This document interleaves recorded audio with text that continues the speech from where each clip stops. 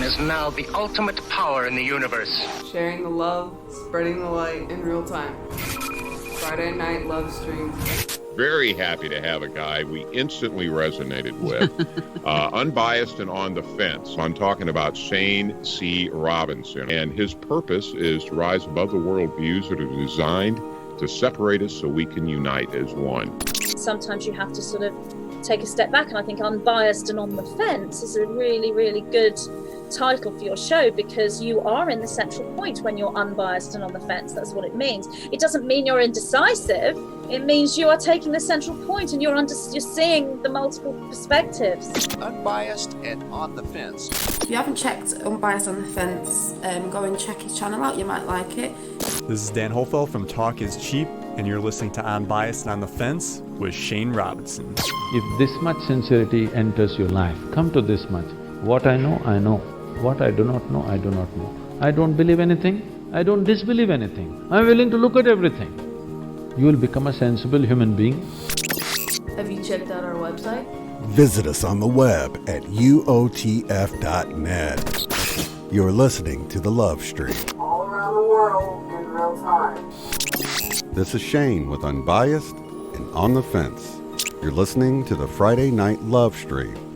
Your calls, your stories. On air, you're listening to the Love Stream. Sharing the love and spreading the light all around the world. This is Unbiased and On the Fence. Unbiased and on the fence. And happy Friday to you guys. Our thoughts and prayers with those down in the Gulf Coast having to deal with Hurricane Barry, Tropical Storm Barry, whatever it is. Bearing down, bringing lots of rain. So, yeah, be safe down there. I know we have viewers in that area, and Louisiana and Mississippi and Texas, and I'm sure those bands are reaching out to all of you guys, so just be safe out there. I want to remind you guys about the forum on the website. You can go to the website if you have any problems with it.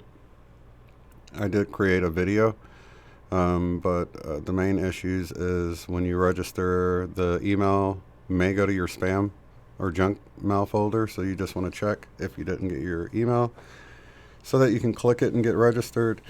Also, if you are on an iPhone, some people have had to refresh because they get an error message, and I'm waiting for a patch to come out from the forum creators to fix that. Until then, if you can just hit the refresh or reload button on your iPhone or iPad device, or just use a computer or Android device. I haven't had any problems reported that way yet, and I'm sure the developers are working on it. Also, you still have the rest of July. If you'd like to have a BQ8 session with me, there are 111 through July, and so we got a little over half the month left to raise money for ESETI. And if anybody's wanting to actually take the course, I highly recommend it. If you feel like you need to do that, just definitely don't hesitate. There's a promo code. You can save 10%. It's already cheap as it is, but save an additional 10% if you use the promo code in the description below. I believe it is UOTF10. Yeah, UOTF10 at checkout. And that is pretty much, I did get hold of ESETI for some of the questions everyone had, and I'm still waiting to hear back from them for a head count. We need a head count so we know, for those that's wanting to bring stuff for people, we'll know how many, or if we're wanting to try to do some kind of meal together or whatever. It just helps to know how many people are going to be there. So,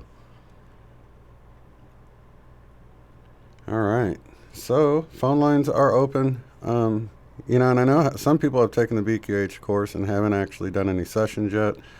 If you have, or you've just tried out a few sessions or anything, I'd love to hear from you, to hear how it's going, how you like the session, or how you like the course, the BQH course. I thought it was great. And so phone lines are open. If you feel the urge to call and share your story, or you have a question, or if you just like to post the question in the chat box, that will work as well. And then once you get on the forum, as I mentioned before, you'll be able to hopefully connect with other people that are wanting to do get-togethers in your area, or people trying to just get from the airport to ECETI at this upcoming event, or if you'd like to share your Ascension symptoms, anything going on, to just check with other people in a private forum, you can go to uotf.net, register. It's a little login button under the logo. You hit there, hit register, and once you click the email, you'll be able to log into the website, click forum on the top banner, or the menu at the top, and then it'll take you right into the forum that you can post on. Anybody that's already posted there, you can click on your little avatar outline of a man and get upload your own photo there. That's sort of the easy way of doing it at this point. Once you do post something, you can click right on there and change it. Let's see here.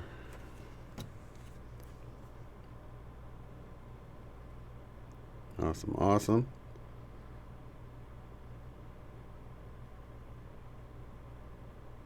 All right. Check my messages there. All right, so let's start this out with some WingMakers, shall we? Wait for somebody to call in.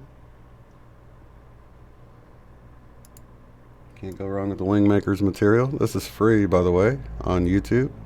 Just type in WingMakers music, and there's hours and hours of music.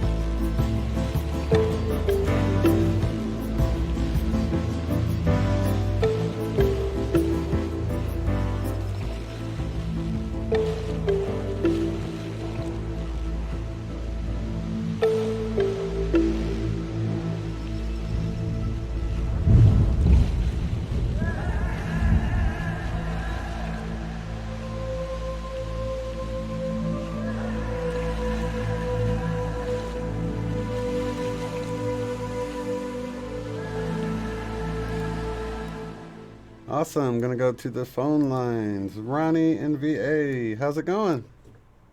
It's going great. I had a crazy week. I had a very, very big synchronicity, and it was really, really cool. Oh, let's hear about it. I love synchronicities. Yeah, it was from my BQH session that you did. Mm-hmm. And there was one part of it where I wasn't seeing a lot of things like everybody else did. I just saw like cloudy, kind of hazy, purpley stuff, and then some blue sky and clouds, and then some more purpley stuff. Well, I saw a big eyeball really close to me, and you suggested that I back up, so I backed away from it, and it was a cat face, but not like an animal cat, like a person cat. And actually a lot like, if you look at the Egyptian gods, there were a couple that were cat-like, and it was, I went and followed that through with my angel, and it was not one of those. I don't have a link on Earth before now, but it was a future incarnation. And I was like, I don't want to be a cat. I don't want to incarnate again, you know. And so it turns out that because of my higher self sending me here without my permission, I am not going back to my higher self. So I'm like an orphan. You're like a rogue light worker. Well, you know, yeah, I am. I'm here breaking the rules because I don't have a soul contract. I didn't come here with a soul contract, so I'm rule free. But it's really interesting because I really am strongly adhering to the rule of you don't break somebody's free will. Right. Everybody has the right to free will and your free will extends to where it interferes with somebody else's free will. So that's that. You know, you can't interfere with other people's lives. You can't do things to hurt them because that's not their free will to be hurt. So anyway, I was kind of freaked out about it. I was like, well, you know, why am I reincarnating if I'm, you know, I always thought that I was an angel soul, and I kind of got the information that because of my orphan status that I'm not exactly an angel. I'm originated from an angel. Angels are made directly. So an offshoot of an angel is not really an angel. Oh, it's I see. Like I'm an orphan. So I was really upset about it. I was like, but I thought I was an angel and I want to be an angel, and that's what I thought I was. So I appealed my case. I took it up to Source, and I was like, hey, I want to be an angel, and I don't think that this is, you know, exactly fair. So if you have to do something to make me an angel again, then let's do that. So I thought I was going to be like recycled to have to be an angel again, and I was kind of really sad about that. I was like, well, I don't want to lose everything that I've already gained, you know. Right. Yeah. So I went back and I was like, you know, why? It feels like I'm being punished for something I didn't do. So can't we work this out?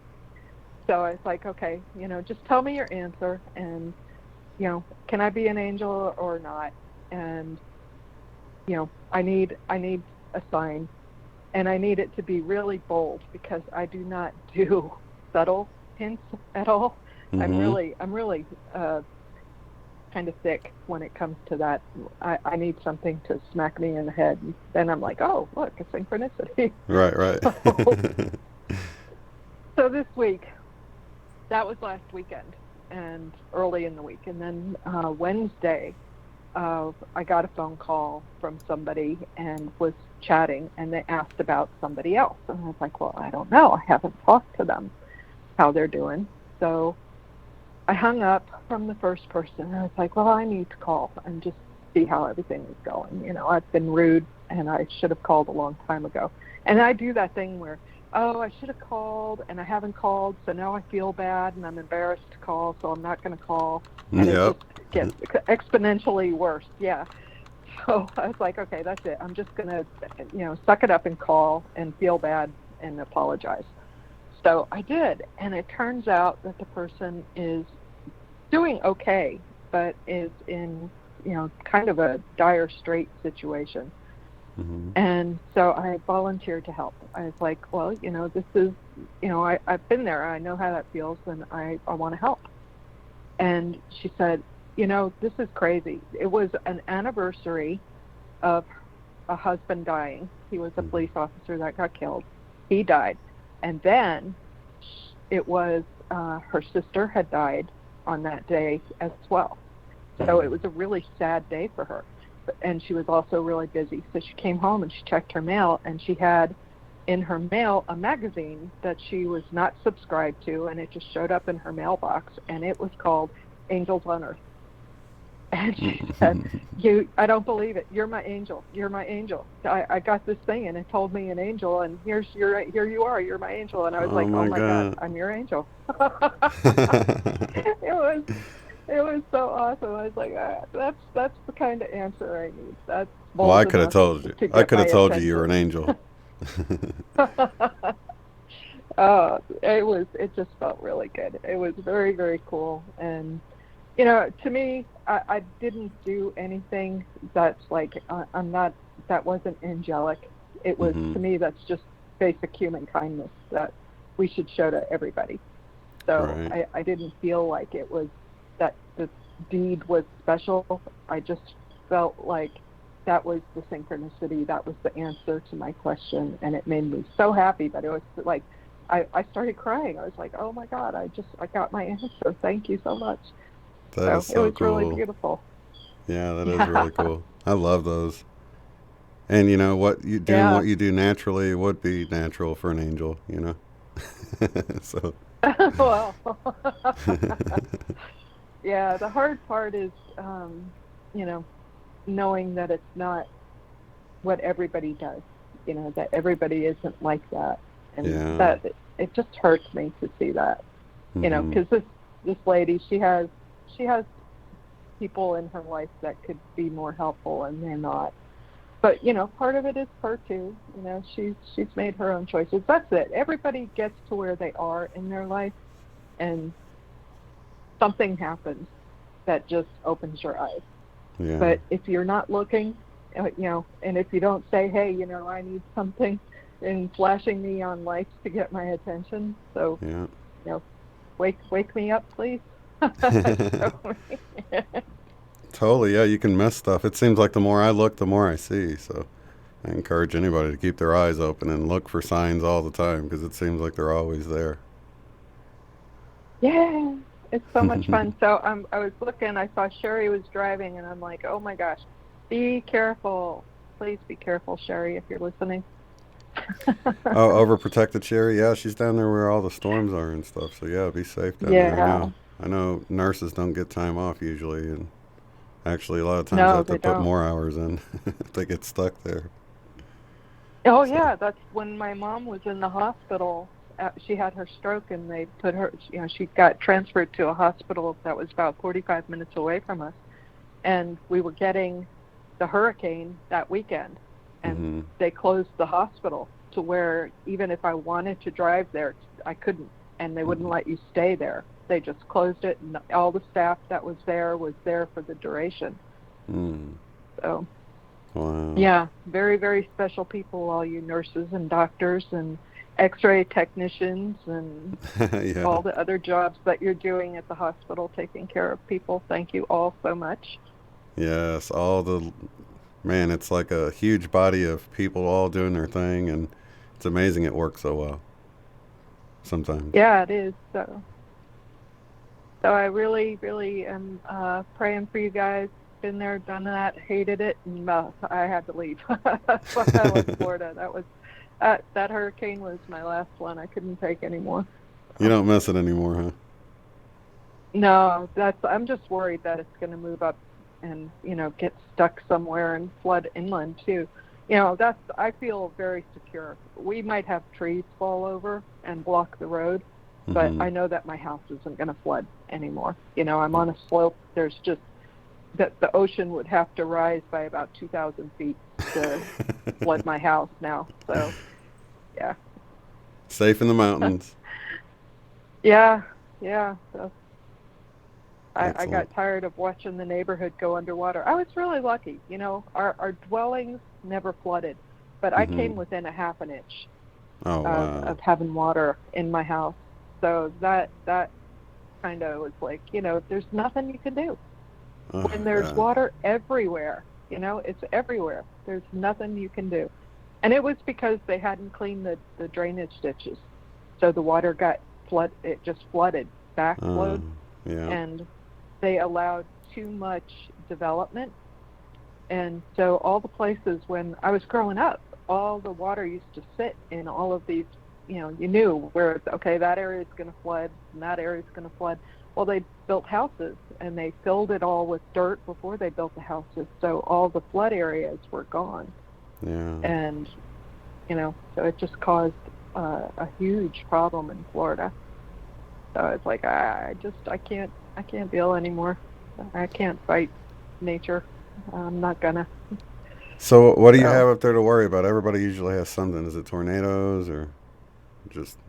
They don't get a lot of tornadoes. They've had, I think, one or two have come through this area. They've had earthquakes, but nothing bad. It's not like California. It's and they've had, but the big thing here is they do get flooding down in town.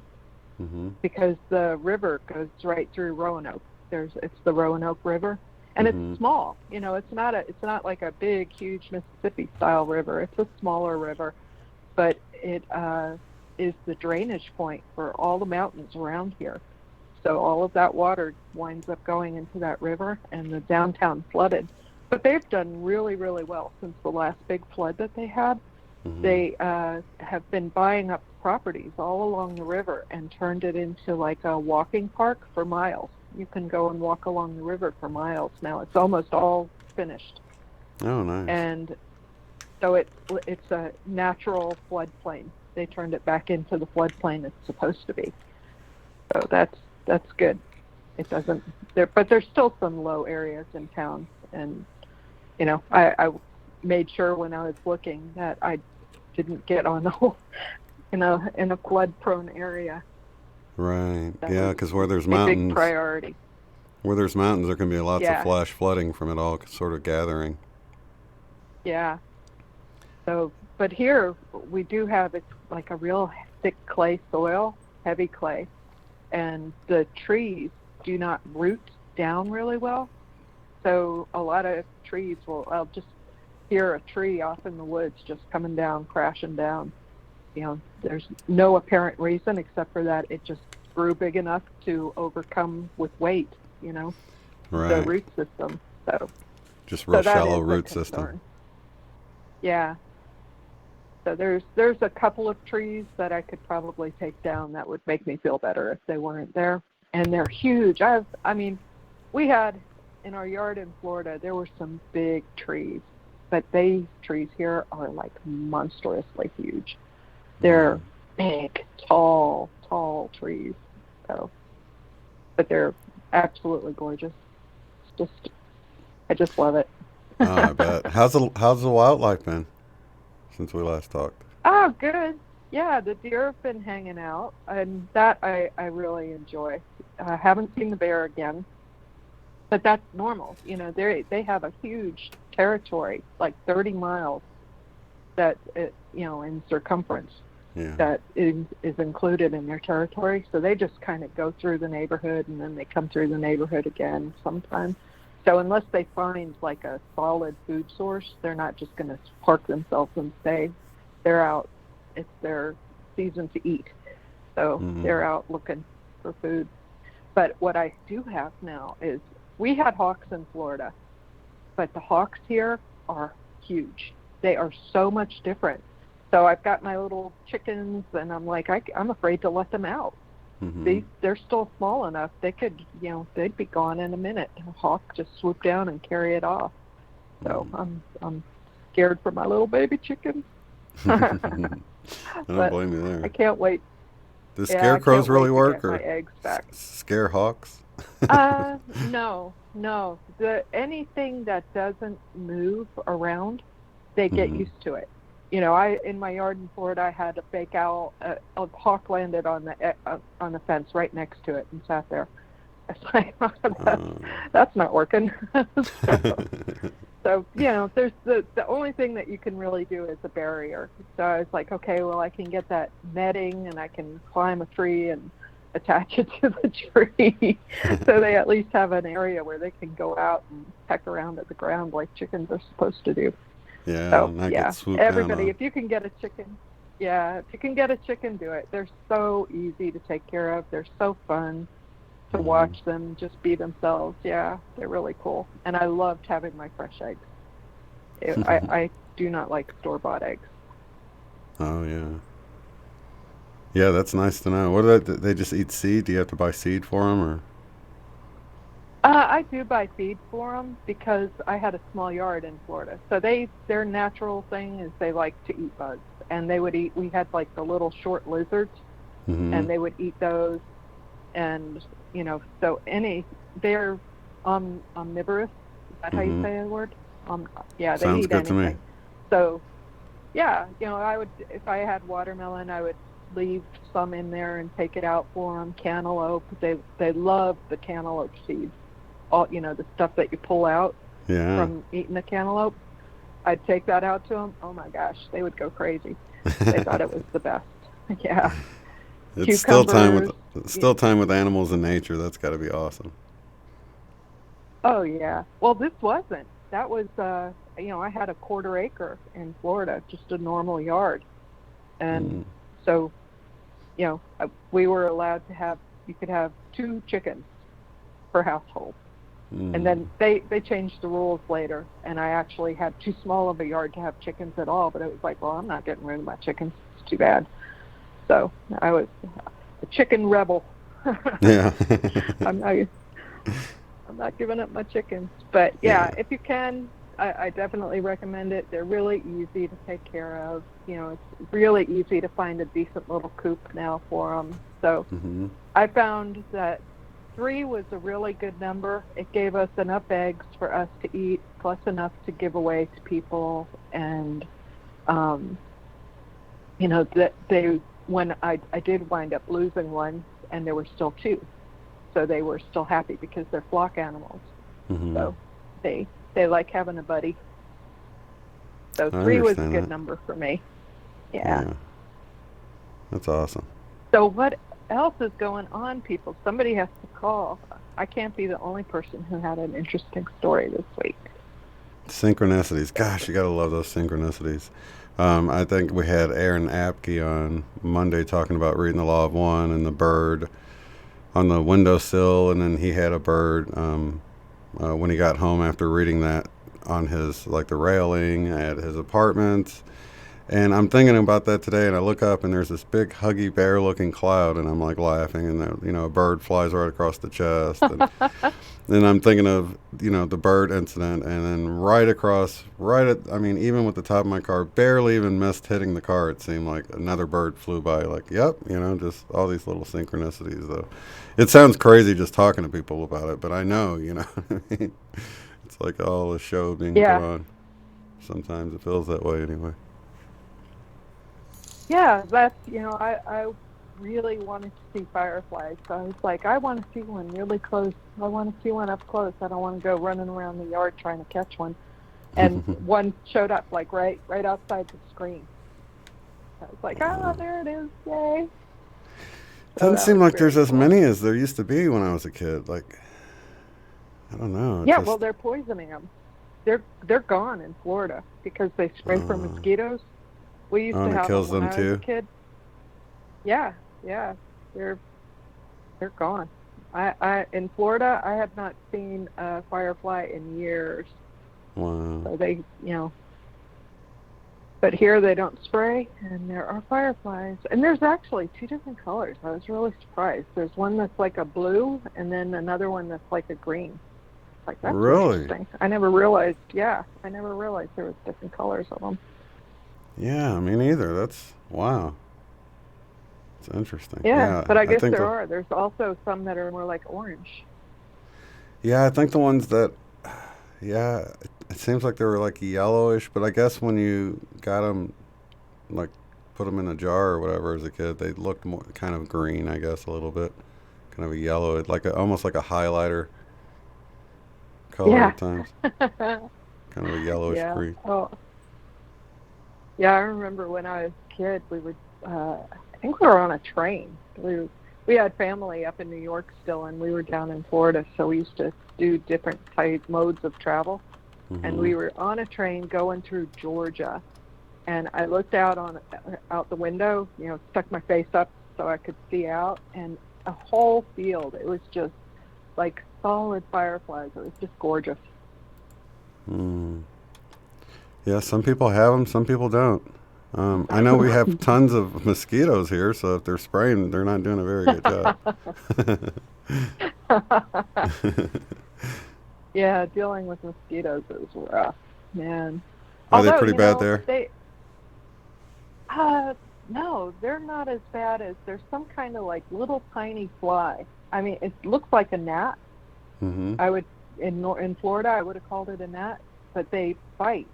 And the gnats in Florida bit too. I remember getting on the bus when I was a kid, and all the kids would be just scratching from being bitten by the gnats. It looked like we all had fleas, but it was just the gnats biting us. But the ones here, they actually leave like a little blister on me, like an ant bite. It's crazy. Wow. I was like, that's weird. Yeah.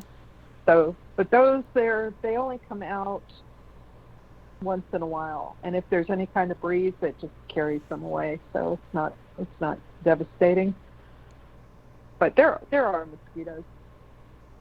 I just haven't had a big issue with them. Okay, she lives in northern Alabama. We called them lightning bugs too. We didn't call them fireflies. Anybody else call them lightning bugs as a kid? That's funny. They've always been fireflies for you everywhere you've lived, Ronnie? I think so. I've heard people call them lightning bugs.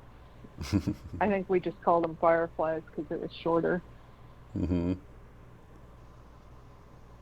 So, Marianne, I hope you guys are safe from the rain. Oh, that's right. They're pretty far south too, huh? But she's in northern. Jolie is anyway. Yeah. Oh, that's pretty. That's a really beautiful area. I got to go to Huntsville, and then we drove up into, I think it's Chattanooga. It's close by there, Tennessee. It was so pretty. So I've been through there. Area. I was so young that I can't make any sense of it, from just memory anyway. Yeah. But yeah, going from St. Louis to Florida, we went through a lot of those places. Like Chattanooga, I know we went through there. Can't really remember much about it. I think coming from Tulsa, we went through Mobile, Alabama.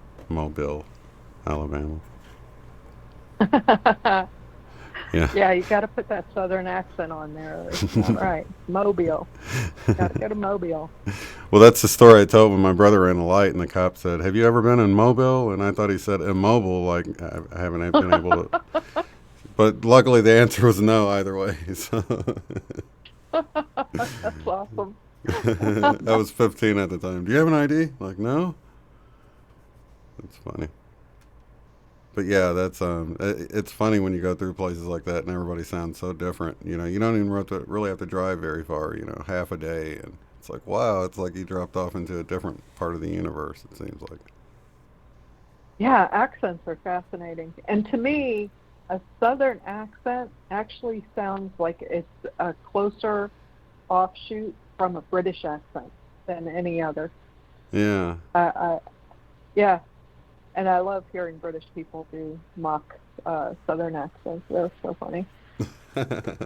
Yeah, but even with the British accents, you've got you can tell when people are like from London, and it's like the more you get to know people, the more you realize that everywhere has their. I mean, think of all the American accents we have from New York and Boston, and oh gosh, just all the different southern sounding accents. Depending on your race, it can change, and it's just, wow, so much, and then out west. And it's funny because I always felt like from being from the Midwest, like I didn't have an accent, but everywhere I went south, everybody's like, where are you from?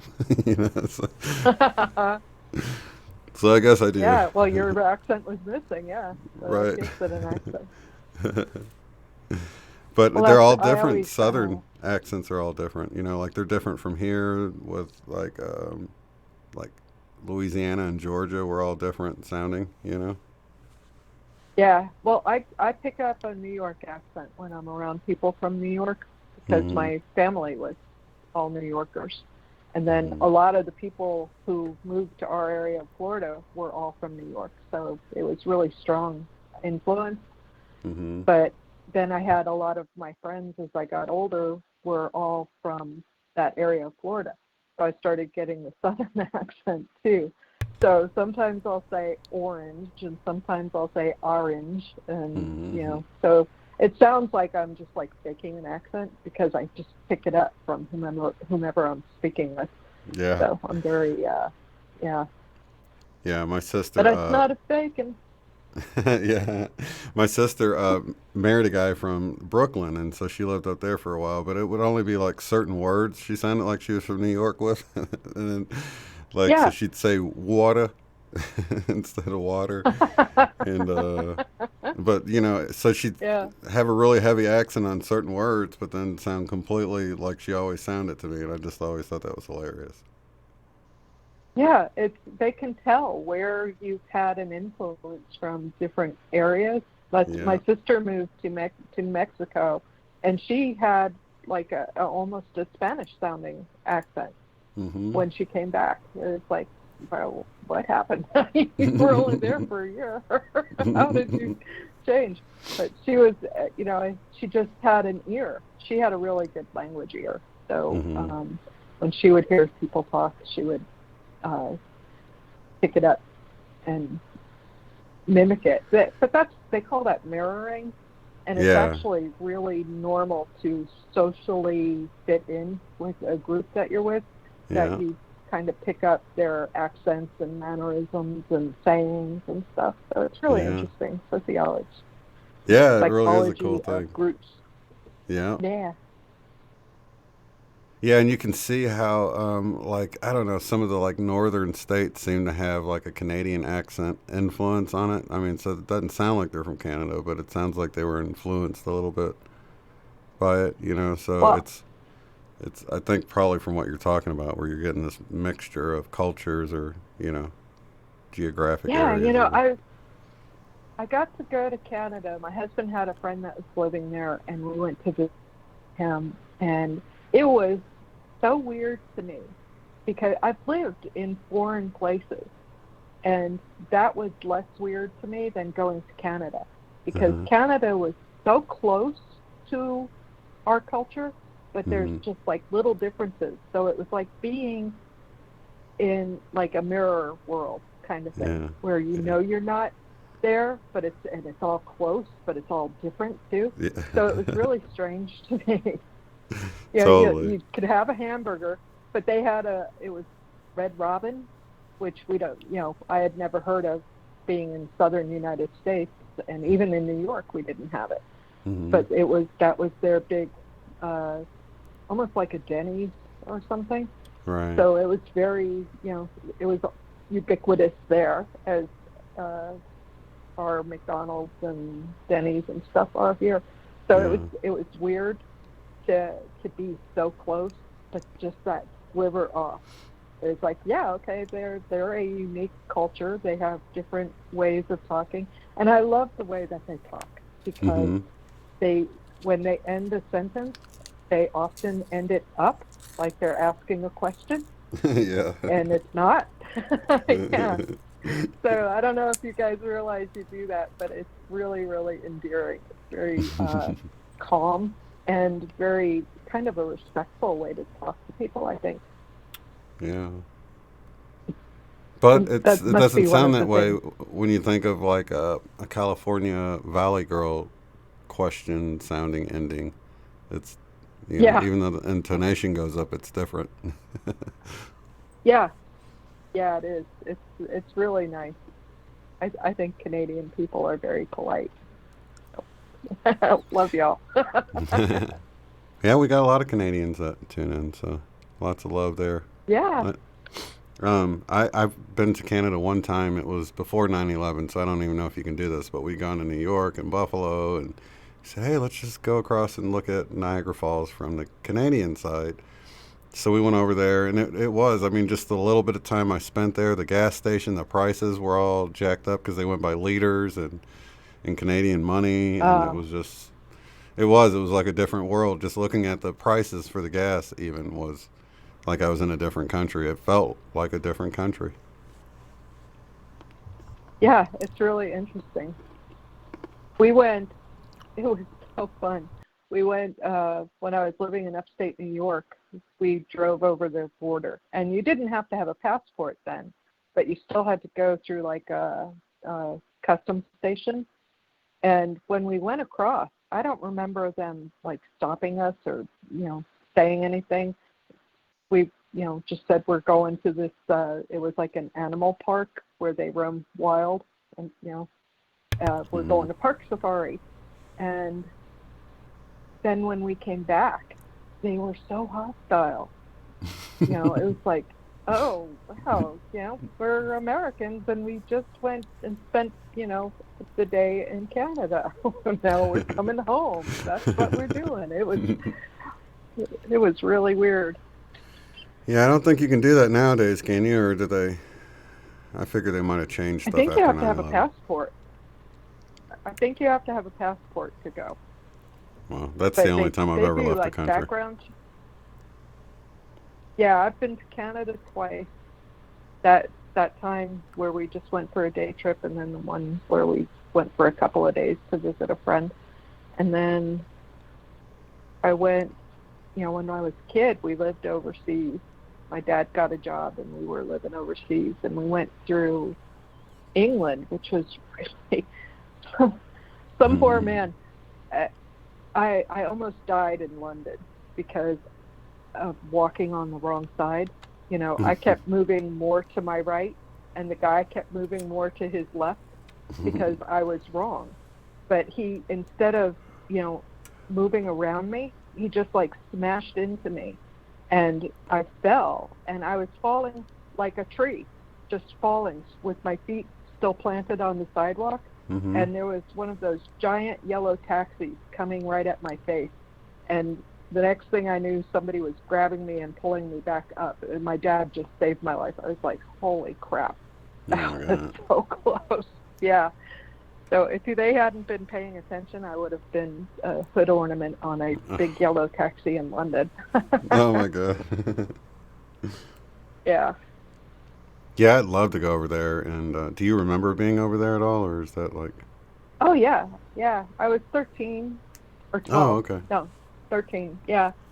So we went, we did a little tourist stuff while we were there. So we went to the Tower of London, and that was really interesting because the suits of armor, I'm kind of a little on the tall side for a woman, not terribly tall. I'm 5'6.5". And I stood next to those suits of armor, and they were like little miniature people. It's like my grandmother would, my little tiny grandmother could fit in that suit of armor and walk around in it. It was so small. Yeah, so they were really small. The steps in the Tower of London were too short for my foot, and I don't have like a big old foot. I have, I wore like a size 7 shoe. And my foot did not fit on the stairs. So it was wow, these were small people. Yeah. So, and that wasn't that long ago, that stuff, it wasn't that long ago. So we're like almost, monstrously huge. So if you ever go back in time, just be aware that you're going to be a giant. Yeah, I had that feeling. What's funny is when I lived in Atlanta, the outskirts of Atlanta, I realized that I wasn't like taller than the average person anymore. In fact, there was a lot of people taller than me, and that I found that to be a lot different than living here in Oklahoma or even in St. Louis, Missouri, because I was always like either average or a little bit taller than most people. But down there, it was like it was just a lot of taller people down there, and I don't know why, but I just noticed it one day in the store. I'm like, oh, I can't just look over everyone's head here. It's like, I don't know, it's just strange. Maybe it was just an odd day or something. All the tall people go to the store today. No, I don't think so. That's really interesting. I never thought of it as regionally connected, how tall people were. It's sort of like the new melting pot in Atlanta, you know, like New York, I guess. It's like the next big city on the East Coast, sort of, you know, where it just seems like a lot of people there, like, you know, you ask them where they're from, and hardly anybody is from there. They're like from New York or somewhere else, and it's just one of those cities that are like a melting pot of all sorts of people, you know. That's really cool. That's I do love that my family was from New York, and I got to go there when I was a kid. Mm-hmm. It was really interesting. It was it kind of set the tone for me of this is what a city is. So like I went to Texas when I was in the military, and I had a friend from Dallas, and she was like, "Oh, well, let's go. You know, we'll stay with my family for Thanksgiving." So we drove up, and you know, we're going to Dallas, and Dallas is like the big city in Texas. It's like there's no city. Where's the city? There's like 3 tall buildings here. But it's, you know, it had a lot of like what I would call like suburban type sprawl.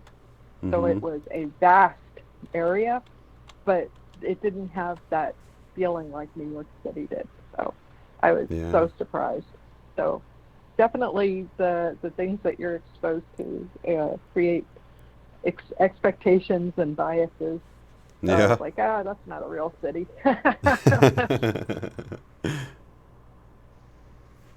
Yes, Jolie, I did get your email. I haven't got a chance to listen to it. I'm wondering if we're broadcasting. I'm getting an error message right here, but you're coming through just fine. There, it went green again. Are you still there? Okay. There we go, yep. Yeah, I'm here. So excellent. 2 speeding tickets in one day in Texas. Oh, you got 2 speeding tickets in one day? That was electromagnetic frequency. Like, wow. Man. Yeah. That sucks. So where's your favorite place to stay so far? Where you're at now? Yeah, has to be. I think. I've always wanted to go to like Austria. I think that would be charming. But I don't really like living in an old house. You know, my grandparents lived in Queens outside of the city, and I got to go see where my grandfather lived when my mom was growing up. And they lived, you know, they were kind of immigrants still. You know, my grandfather, his father was from Ukraine, and he was born, but my grandfather was born here. His mother died, so his father went back to Ukraine with him. So he didn't come back here until he was 17, after his father passed away. But so he grew up Ukrainian, and you know, he still had a really strong accent, and my other grandparents still spoke Ukrainian, even though they were from Pennsylvania and moved to the city. So they lived in the Lower East Side of Manhattan, which is like the poor people, immigrant kind of slum area. And you know, it was a community though. They were a very strong community back then. And but the apartment that my grandfather lived in, and this was where my mother grew up, it was one big room. There was a curtain where the bed was. Their table was the bathtub with a board put over it. And so I was like, you know, that was really illuminating. I don't even know if they had their own toilet or if it was a shared toilet in the hallway. I don't remember. So, yeah, you know, they were poor. My father's family had a little bit better off, and they had actually their own apartment that had I think 2 bedrooms. But then my grandparents moved out to Queens, and it was still like this really tiny space, you know. It was they had 1 bedroom and a tiny, tiny little living room, and they had their own bathroom, and the kitchen was like a postage stamp, you know, when we would visit, it was, we'd all be piled into the kitchen. You couldn't, move. It was really small.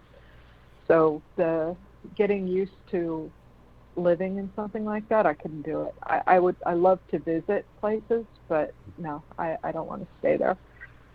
So, the old style of buildings.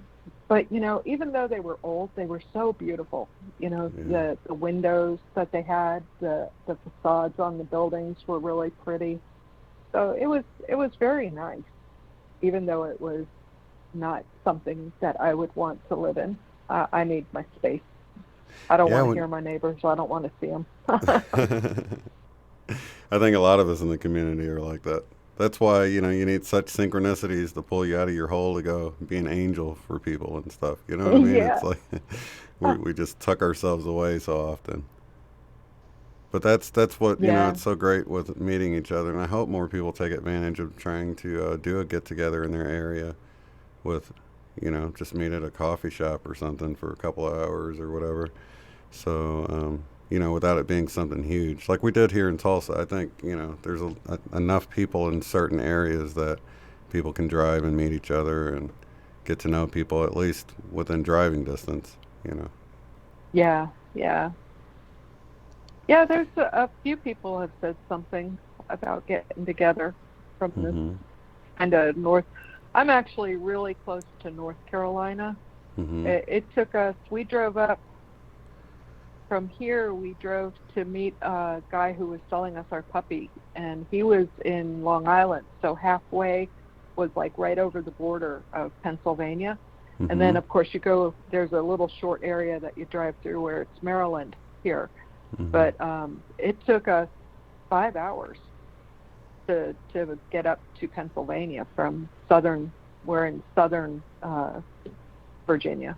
So I think my son just went down. He went to watch a concert in North Carolina, and it took them 2.5 hours, I think, to get to Raleigh, North Carolina. Is it Raleigh? Maybe it was Durham, Raleigh-Durham. So really, you could have people drive a few states away and still only be driving a couple hours to meet in that little area right there, because it's like a tri-state or quad-state area or something right in there. Yeah, we're close to Tennessee and West Virginia, North Carolina.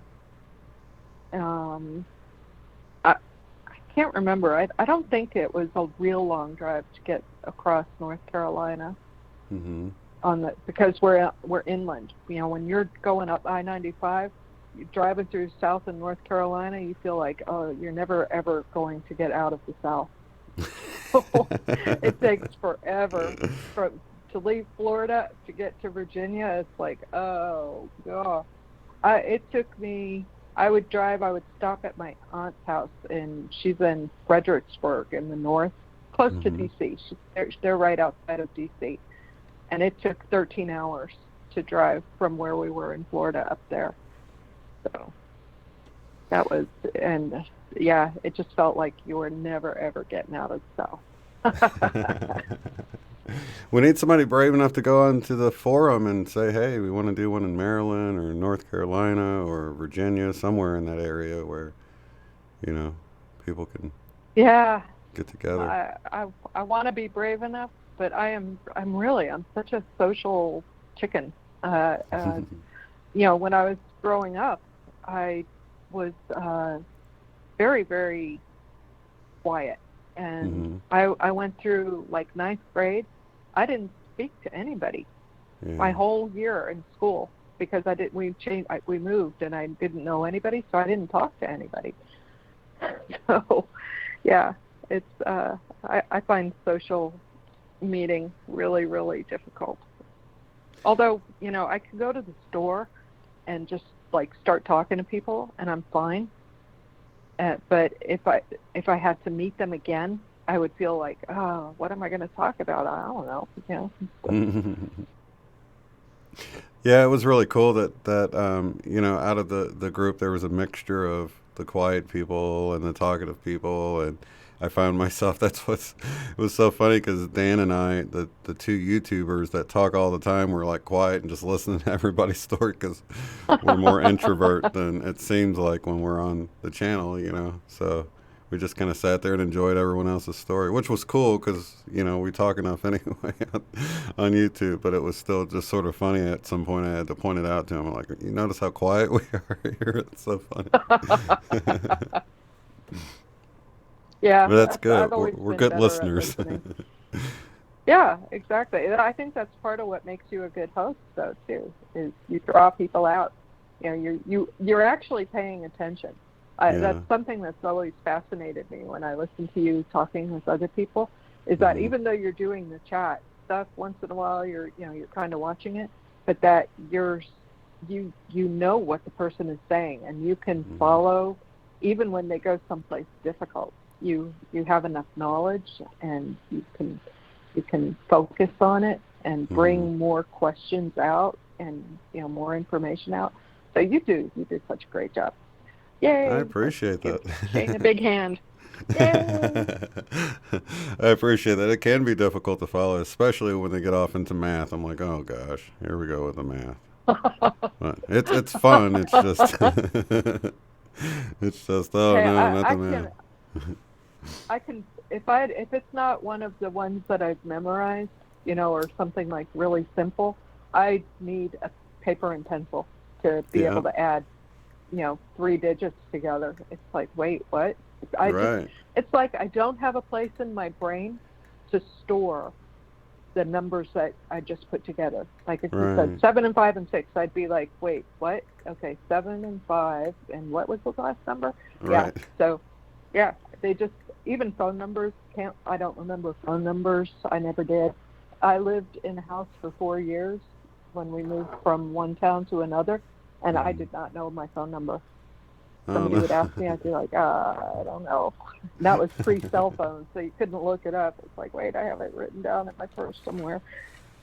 I did pretty good with numbers when it was a regular phone, and then into the beeper era when because people would text you their number along with some kind of code, and everybody had or they had a code, so if they were calling you or texting you from a weird number, you know who it was. And so I did all right then, but once we got into the cell phone era where you don't even see their number, it's just the name there, I have no idea what anyone's number is, Yeah, I got really scared one day because I could not remember my son's phone number. And I was like, and I didn't have my phone. I was like, I couldn't call my son if I needed to. This is really bad. So I made myself memorize his phone number. So, and thank goodness he's kept the same cell phone all, for years.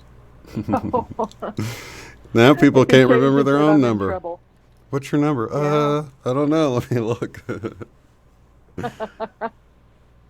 But I'm not judging. I do the same thing, guys. So it's like I had to really force myself to memorize my number, and I've got my weird way of doing it. So, but yeah. I find it hard to do. I'm sitting here nodding. It's like we're on a figure on the phone. Nobody can see you nodding.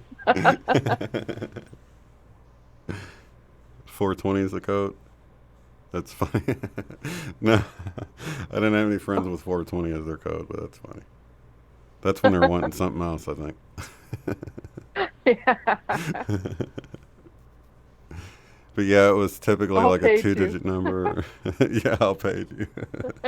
That was the good old days. Yeah, I used to have the big boy pager when you could call and leave a message, and then it would type it out. You'd have a real live operator that would take your message and type it in, and had to pay extra for that service and get the stock quotes and stuff. I never didn't even play pager.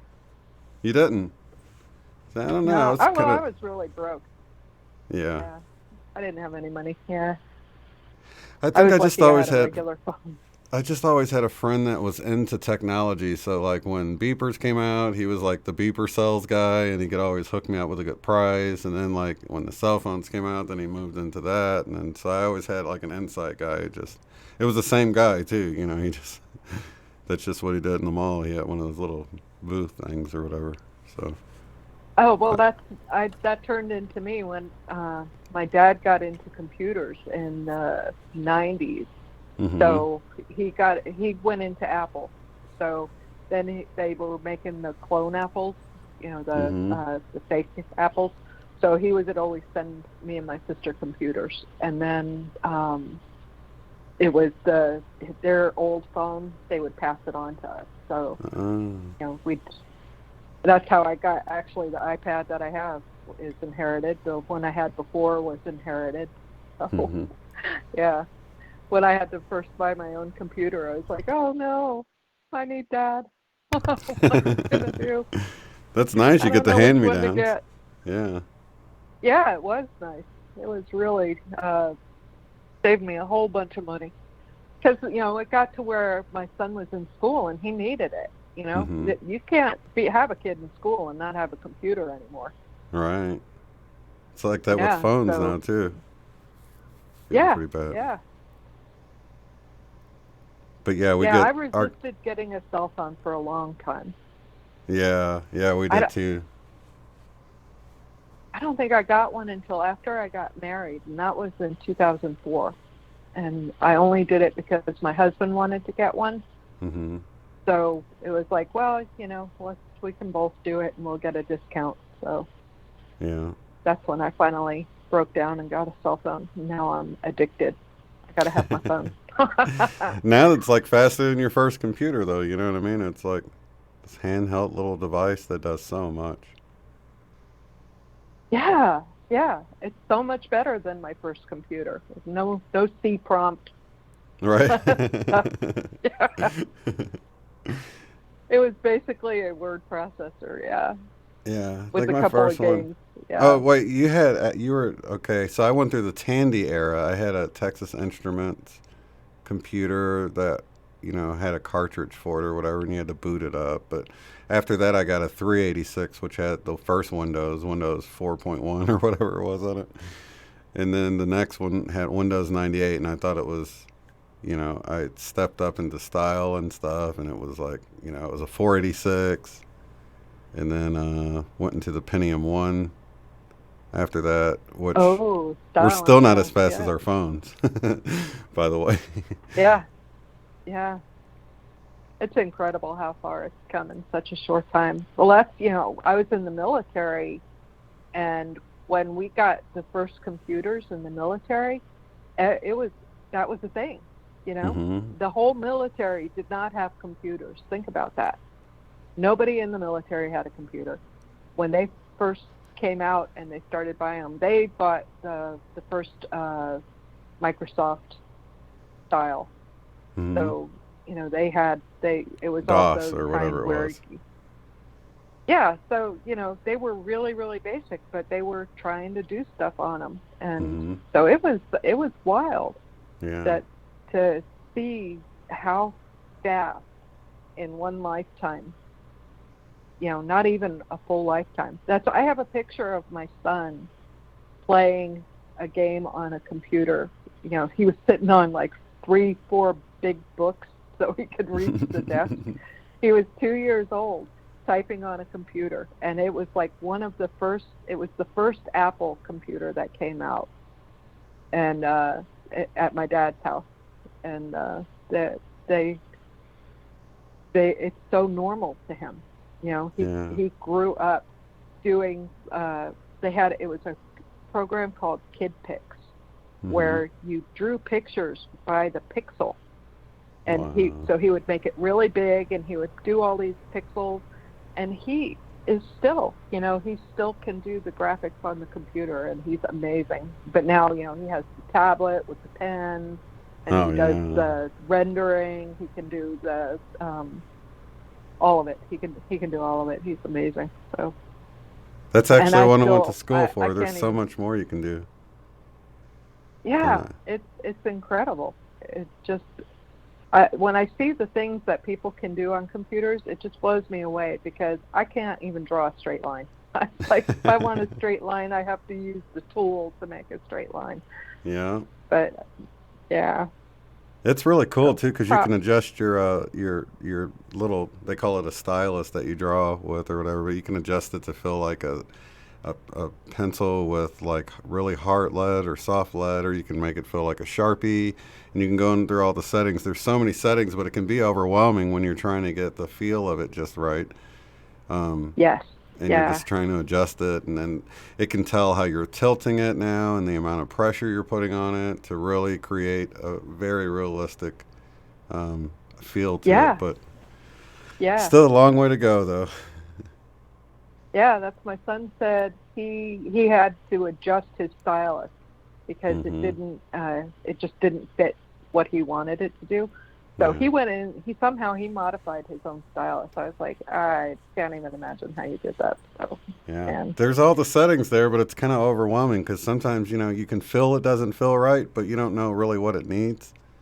Does it need to be softer or harder? What do I need? More tilt or what is it? And you play around with it.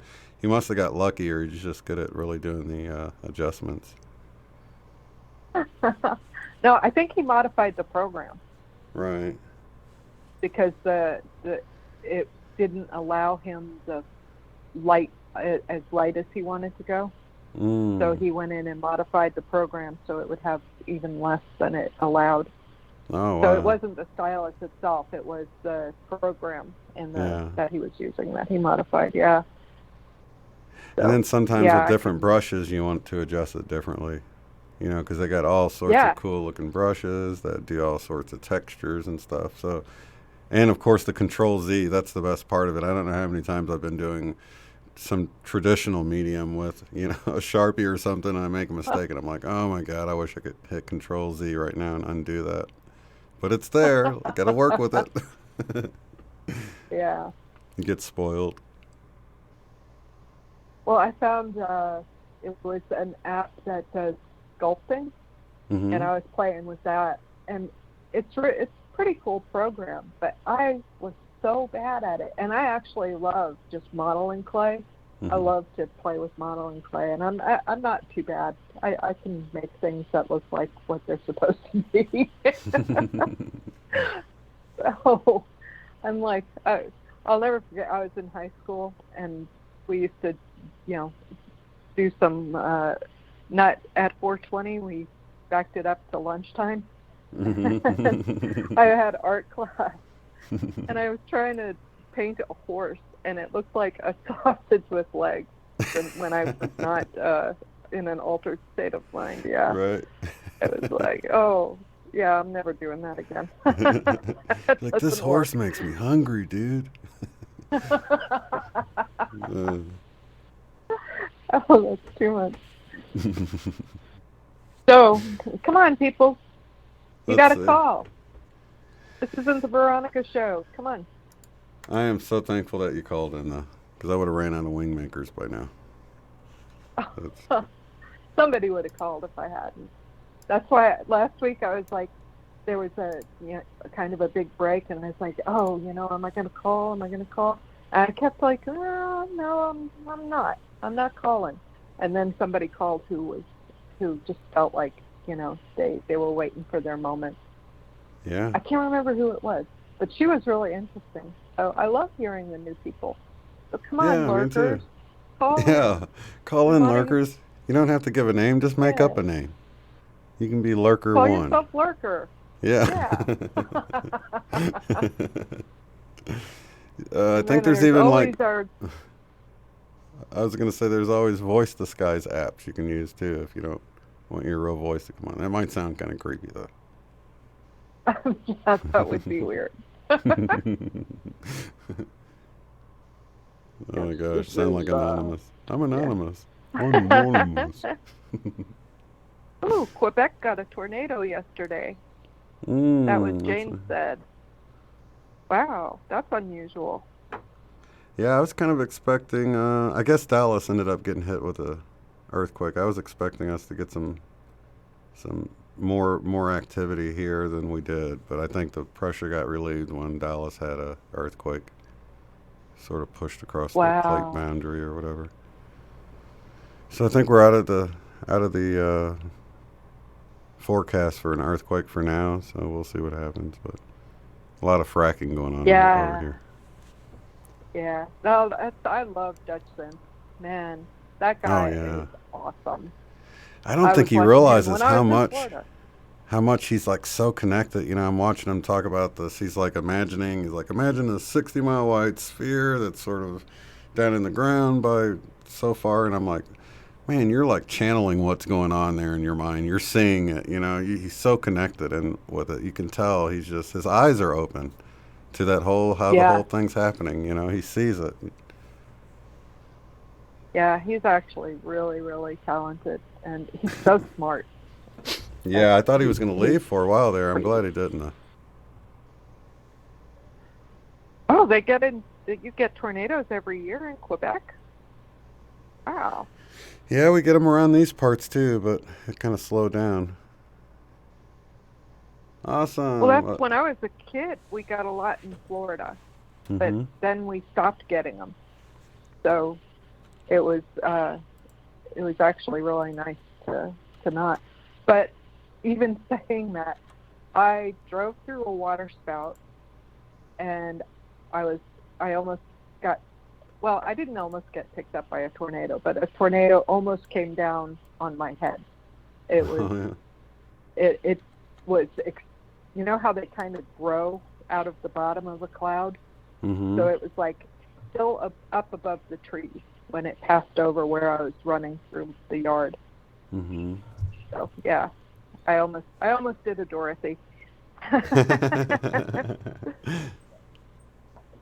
Let's see. We do have a few people calling in, and if you guys want to talk, do press *2.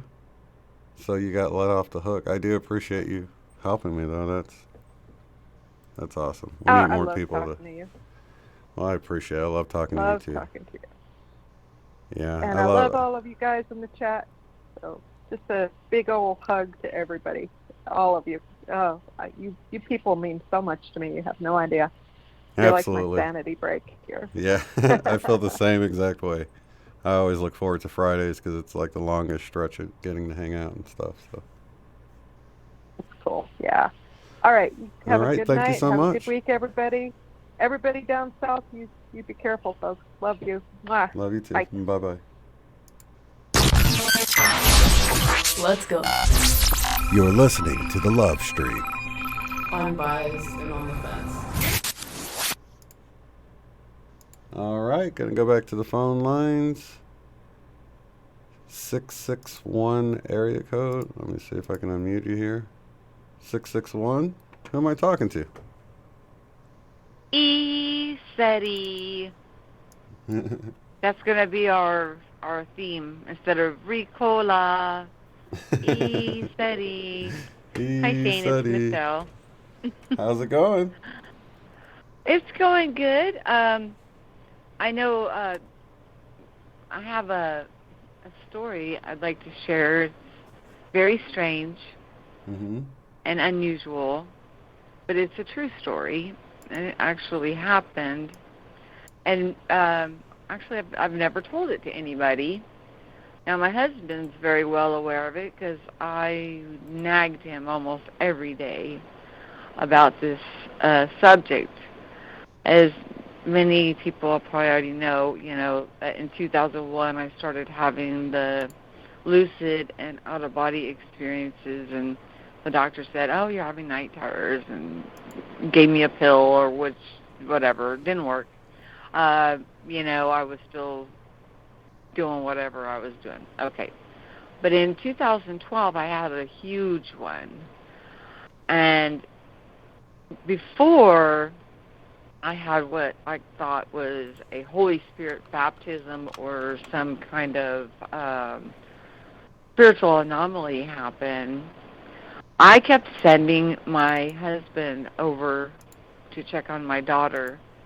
At that time, I was getting ready to head into the scooter chair, and I was very disabled from the car accident from when I got hit by the drunk driver. So, I was genuinely concerned that something was wrong. And as time has passed by, I think about, is there a possibility? We talk about all these anomalies and possibilities and probabilities as we're awakening and trying to figure out what is going on with all of these amazing things going on. What if in that timeline she passed away and it was too much for me to handle? I didn't have the strength, maybe the way that she went. I couldn't handle it. And then it's when we came over here, it started in that same way where she could have been lost in that manner, but instead she ended up getting her life all straightened out. But it didn't take away the fact I got 7 additional years with her, but then she was taken immediately in a car accident. But I tell you what, Shane, I wouldn't leave him alone. I said, there's something wrong. There's something wrong. Get over there, get over there, get over there. And then I had, like, this spiritual thing. So are we on different planes of existence? Are we in several avatars all at the same time simultaneously? And we learn how to link with each of them. So a piece of us is here and a piece of us is there. I don't know how I had that understanding. And for where I'm at now, it's kind of like, it really kind of freaks me out, because that is exactly what my big problem was in 2012 and 2013, was that's what I thought. I thought I was going to lose her. And like I said, 7 years later I did, but not in the manner that I thought that I did. I may have from a different timeline. Does that make sense? And then we both popped in over here. I may not have made it through the pain and heartbreak on that timeline that I didn't make it. Heartbreak is very painful, and it's very hard to deal with. Grieving is very hard to deal with. Such losses are very hard to deal with. But this time I thought that was pretty much the chicken butt way of escaping, because I have a son that needs me. He's not handling things well. My husband, my mother, I've got people here that still need me, so I stuck it out, and I'm dealing with what I need to deal with. But I thought, that was really odd, and my husband and I were just talking about it, where he's like, oh, gosh, I remember. I mean, I would make her pick up food and go over there and make sure she's eating. But I'd go buy groceries and fill up the place where she was living. I'd feed those bums that were in there with her. I'd buy enough to make sure that if they went in there and hogged it up, that she would still have something to eat. I mean, I went to great lengths to try to do what I could do to avert something that I thought, was just in my head. Right. But now I think about it, and it's like, wait a minute, because of, it's almost more like a memory than it is something that was in my imagination. Right. It's like you've been being prepared almost. Yes. And the first way she went, I didn't handle it well, so I checked myself out. And then we were both here, and then 7 years later I lost her again, but in a different way, where I had more answers, and there's like less guilt on me in this way. It was a car accident, so the guilt's not there. Like, I didn't do enough. What can I do about a car accident? I mean, there's not much. They happen. And apparently they happen pretty frequently in that area where she was killed. So they need to really, I'm going to stay on their butts about putting up some signs there, some speed limit signs, some lights, stop ahead, roads crossing, whatever I need to do to alert the other side, the one that T-boned. that they're aware that they're coming up on oncoming traffic and the highway. Yeah. Of course, anywhere there's a highway, you got an exit and an entrance, and of course you're going to be dealing with cross traffic. Mm-hmm. So, yeah, it's pretty crazy. Do you know when? No, this is a question. Do you know when you're going to know how many people you've got coming to this soiree? Well, I did send. I actually sent them a message yesterday.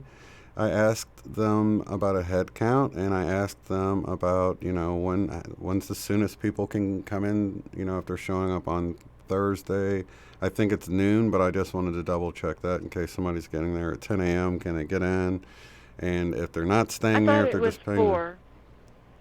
Is it 4? I looked all through there, but there's 4 because I think we have to be out by noon, and then they go through and make sure everything's cleaned up and ready for the next people to come in. Mm-hmm. But I don't know. You'll know I don't more know than because they, check-in is basically Thursday, check-out is Monday by noon, so they don't have people coming in until the next Thursday. So there's a few days there, and I just don't know if, I think I read somewhere that it was noon, the ticket covers from noon to Thursday, from noon Thursday to noon Monday.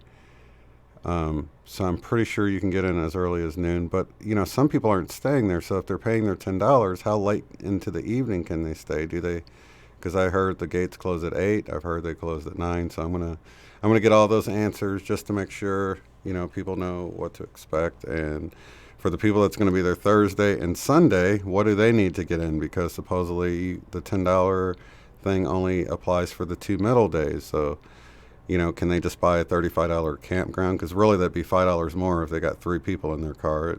It would still, and they don't have to stay there that night. But how late can they stay before they close the gates for the evening? So I'm going to find all that out. I thought they would hit me up today, to be honest with you, but maybe they're still cleaning up after this big event they just had. So I'm sure I'll hear from them next week for sure. Oh, sure. And also, when I was reading through, the prices and stuff like that, mm-hmm. most of the accommodations cover 3 people. Right. So if you only got 2 people and you got a straggler friend, but they have their own tent, I think we'd be okay to put them on our site. I think, and then I think it's 4 and above. It's a $10 additional charge to stay on your site. I did read that much into it. So people that do not want to drive back and forth and don't want to pay $120 or whatever the hotel costs are, they can go ahead and shack up if they've got a tent or whatever with, some of us. Right. I mean, we're there to be together, and I like the bathrooms with the showers and stuff. It reminds me of Thousand Trails, where we used to camp as kids with my parents in their trailer, mm-hmm. and they have the plug-ins and everything in there to blow dry our hair and do whatever, and it'll be pretty nice accommodations, even though it's people are like, you're in a tent, you're roughing it. Oh no, I'm not going to be roughing it. I got a nice quiet generator for my fan, and I can put up a mirror, whatever I want, and go take my shower and do my thing, and it's going to be great. And they serve breakfast there. We're going to get spoiled. So I went ahead and paid for the breakfast for every morning, because we are either one to 2 meals maximum type people. So that breakfast, from what I was reading, just sounds like it would last me the whole day. But that's what I felt like too. Yeah, I mean, and there's 2 different kinds. You can either go with the vegan or vegetarian, or the avocado, but light meat. So it's the word Ronnie said earlier.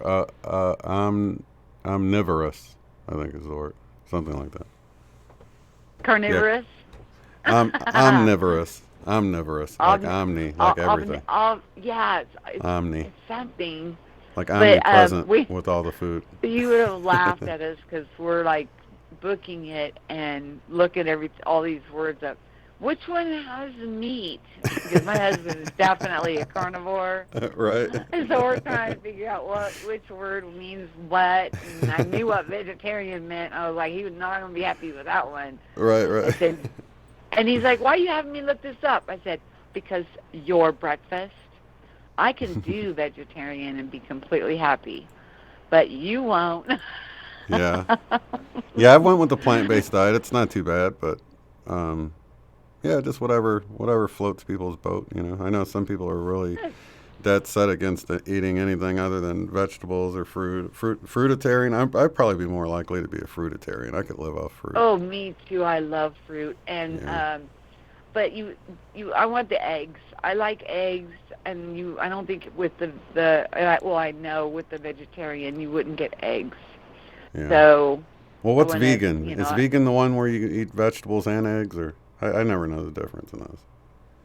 Oh, I guess me neither, because I've never made a selection. I've just always gravitated more towards eating fruit and salads and things like that. Very, very light meat portions. My diet has completely changed, but hey, if it works, it works. If it gives me the energy, it gives me the energy. And that's what it's going to come down to. How much energy are we burning, and then we replace it. Yeah. So if we're not doing enough, then you'll know, because no one's eating that much. We'll lay it on you, Shane. It's all your fault. I wanted to share one more thing with you real quick. Do you have somebody on hold? Let's see. There is somebody, but go ahead. You can tell your story. We'll go back to the phone lines in a second. 301 area code. You're up next. One moment. Okay. I have not, and I'm sure everybody understands, I have not gone through my daughter's things. Mm-hmm. I'm just not ready. It's just at the right time I will, but I'm just not ready to deal with that yet. Mm-hmm. But my husband brought in, it was in our garage, and it was this shimmery gold purse. Mm-hmm. So I'm like, well, whose is that? Because, I used to sell the Michi bags, which are the bags that you can change the total outer look of it without having to remove all of your stuff and put it into a different bag. They're pretty cool. But anyways, it wasn't a Michi bag, and I knew she had a full set of them. Well, I opened up this gold purse, and inside of it were large boulder, type crystals of different kinds. And I never knew that my daughter was into that, so it was kind of a cool discovery. And, some of these crystals are worth some bucks. And she told my husband that what she would do is when she would go different places, deserts or, up in the mountains and things like that, or next to streams, she would find these rocks, these crystalline rocks, and she was drawn to pick them up and keep them for herself. And there's one that's just,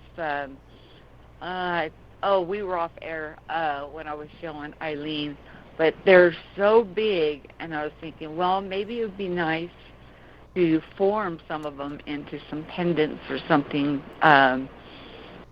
and still have a huge chunk, not all of them, but there's one special one that I was thinking about, but it's going to take me some time to create these, so that's why I'm looking for a head count for gifts for everybody. Right. So I know, and I don't know, males may not like that one. I'll pick a different color for the males, because she's got an assortment in there. You pick up that purse, it weighs about 40 pounds. I don't know how that purse holds them all together. And there's about 7 rocks in there. But they're inside the rock is just full of crystals, and then others are just total crystal. The whole entire rock is a crystal. They're absolutely gorgeous. So you could find one that... there's my weird story, and there's my SETI. Looking forward to it. Well, they got the medicine wheel there, so you pick out a nice little piece to leave at the medicine wheel. That would be That would be a nice little thing you could do too. Oh, and in her behalf. Mm-hmm. Yes. And people do. Oh, okay. I got one more thought. Mm-hmm. This is just something that it actually has been in my awareness for a while, but we ponder things, we meditate on them, we pray on them, we ask for the answers, and we be patient and we wait. Mm-hmm. Well, when you start to, like you were talking about the sleep paralysis, and I was telling you you're getting ready to jump. Mm-hmm. Well, you may see gray-like looking beings or something of that nature, but it's just because you're not comfortable yet. And then that gray being may look like an angel to you later on, but they're all of the same thing. It's just if you're feeling any kind of fear, that's what you're going to see, something that's going to scare you a little bit. If you are feeling nothing but love, you're going to feel something that is going to bring more love to you, and that, there isn't this great gulf divide between aliens and angels, and you know what I'm saying? It's like they're all one, as we're all one, and it's just in our perspective and how we look at things is what's going to help us to go through these stages of awareness and be, the best versions of ourselves that we can be. So I think that's why we constantly remind each other to lose the fear, embrace the love, because it makes a huge difference in our awakening. Are we afraid to go and venture out? Lose that right away, because there's so much to see and so much to understand and learn. It's beautiful.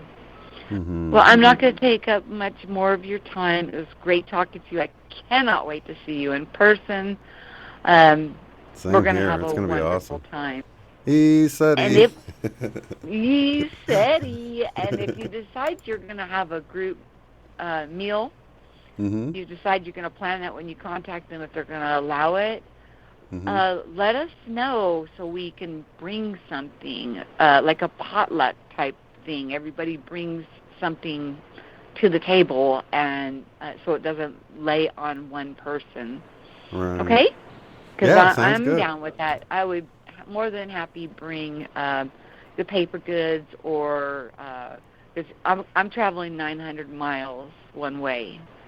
My husband's going to do the drive-in, but I don't want to have meat or something and it go bad, or you know what I mean. I don't want to have anything like that happen.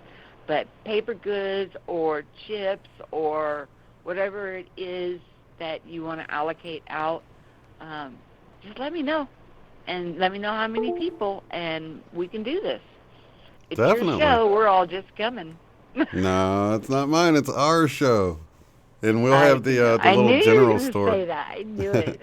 I knew it. It wouldn't be any fun by myself, so it really takes all of us, Well, we're all one, so, yeah, it'll be great. It will be great. I can't wait. I'm pretty excited. It's giving me something to look forward to, and I appreciate that, Shane, very much. Oh, no problem. My pleasure. I will Thank you so much. Talk to you soon, sweetheart. Right, much love, and to much love to everyone in the chat, and I'll see you at ESETI. Yay, ESETI. ESETI. Ricola. Echo, echo, echo. Bye-bye, hon. Bye-bye. Your calls, your stories, on air. You're listening to the Love Stream. Sharing the love and spreading the light all around the world. This is Unbiased and On the Fence. Oh, everybody got all chicken and stuff, huh? All right. Let's see, who did we lose? We lost Maryland and Montana. All right.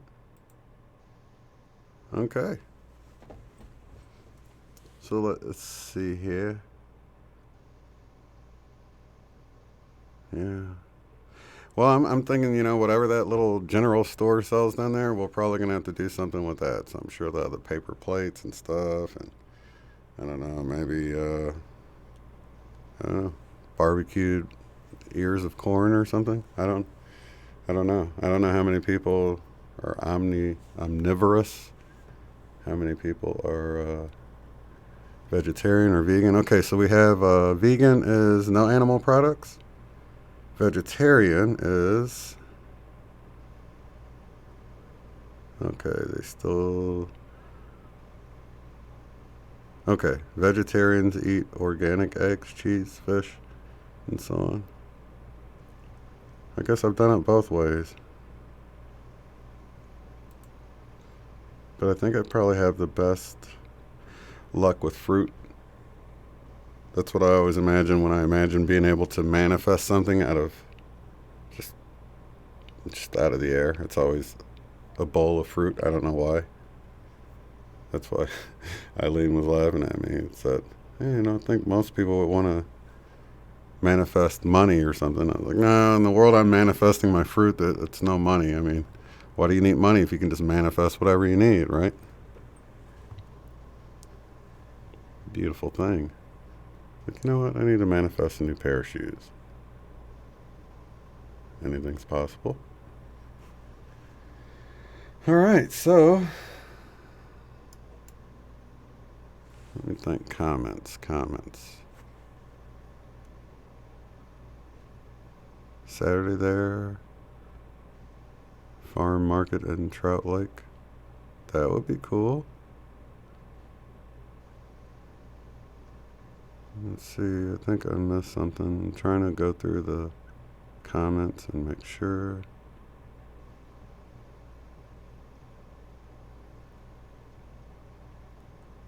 All right, phone lines are open for someone. Is it you? Thank you, Jane.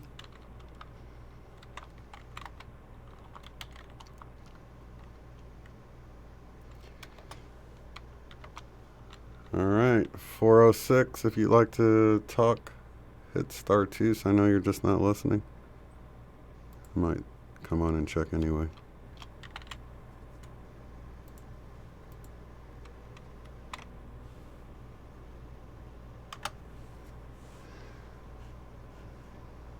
Let me make sure. Don't want to upset anybody. 406 area code. Who am I talking to?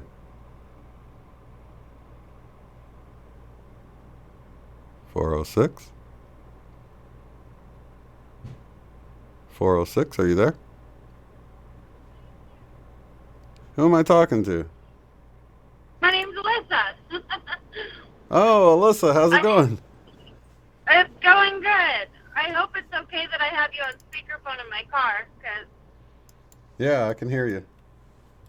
it's working okay? Yeah. All right. Nice. Did I spell your name right last time? Elissa? No, you didn't spell it right. I didn't, or I did? You did not. Oh, how do I spell it? It has one S. Okay. That's easy. All right. So That's I do okay, apologize. though. I don't really care. Okay. Yeah. No, it's cool. It's just that I had the WingMakers material going last time, and I couldn't hardly hear you. Oh, it's all right. It's all good. No worries at all. So you're in Montana, right? Yep, right in the middle of it. Awesome. Yeah. So how's things going up there for you? It's going really good. We've had some spectacularly interesting weather, for sure. What, cold, or It's kinda what's it been like? It's really all over the place. It's like, and Montana is famous for this, so it's not that unusual. It's almost just exaggerated, though. Right. So everybody in Montana says if you don't like the weather, wait 5 minutes, and that's kind of true. So, but you can be looking one direction and it's all sunny, and then right behind you there's a thunderstorm, and And so that's just how it is right now. It's been like that for about a month, where it's just like 1 minute it's rainy and the next it's beautiful and you can't even tell it was like that, and then it's rainy again, and then there's a severe winter storm warning in the middle of July, and it's snowing, and this is super different. Yeah.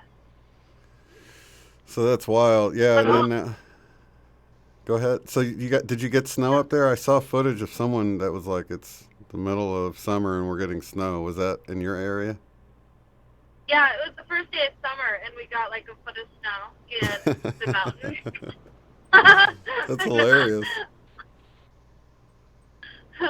I know. I was supposed to take my son to visit someone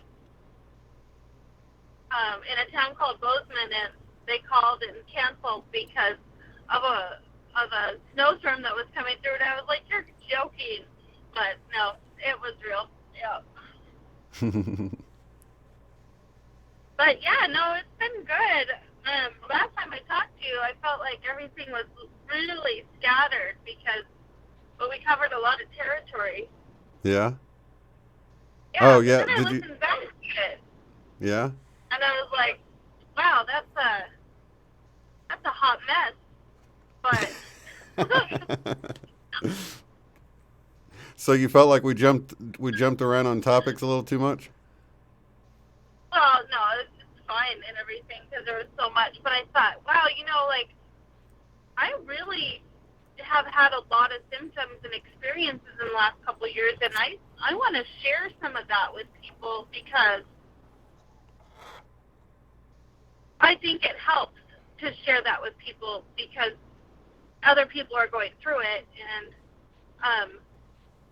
the more people that are talking about it, the more it just kind of allows everyone to understand that they're not alone, they're not crazy, these things are actually happening. And also it's nice to kind of just get that list narrowed down on like what when it was happening, and kind of get a chronological take on it. Well, if it's possible to do that. But yeah. Yeah.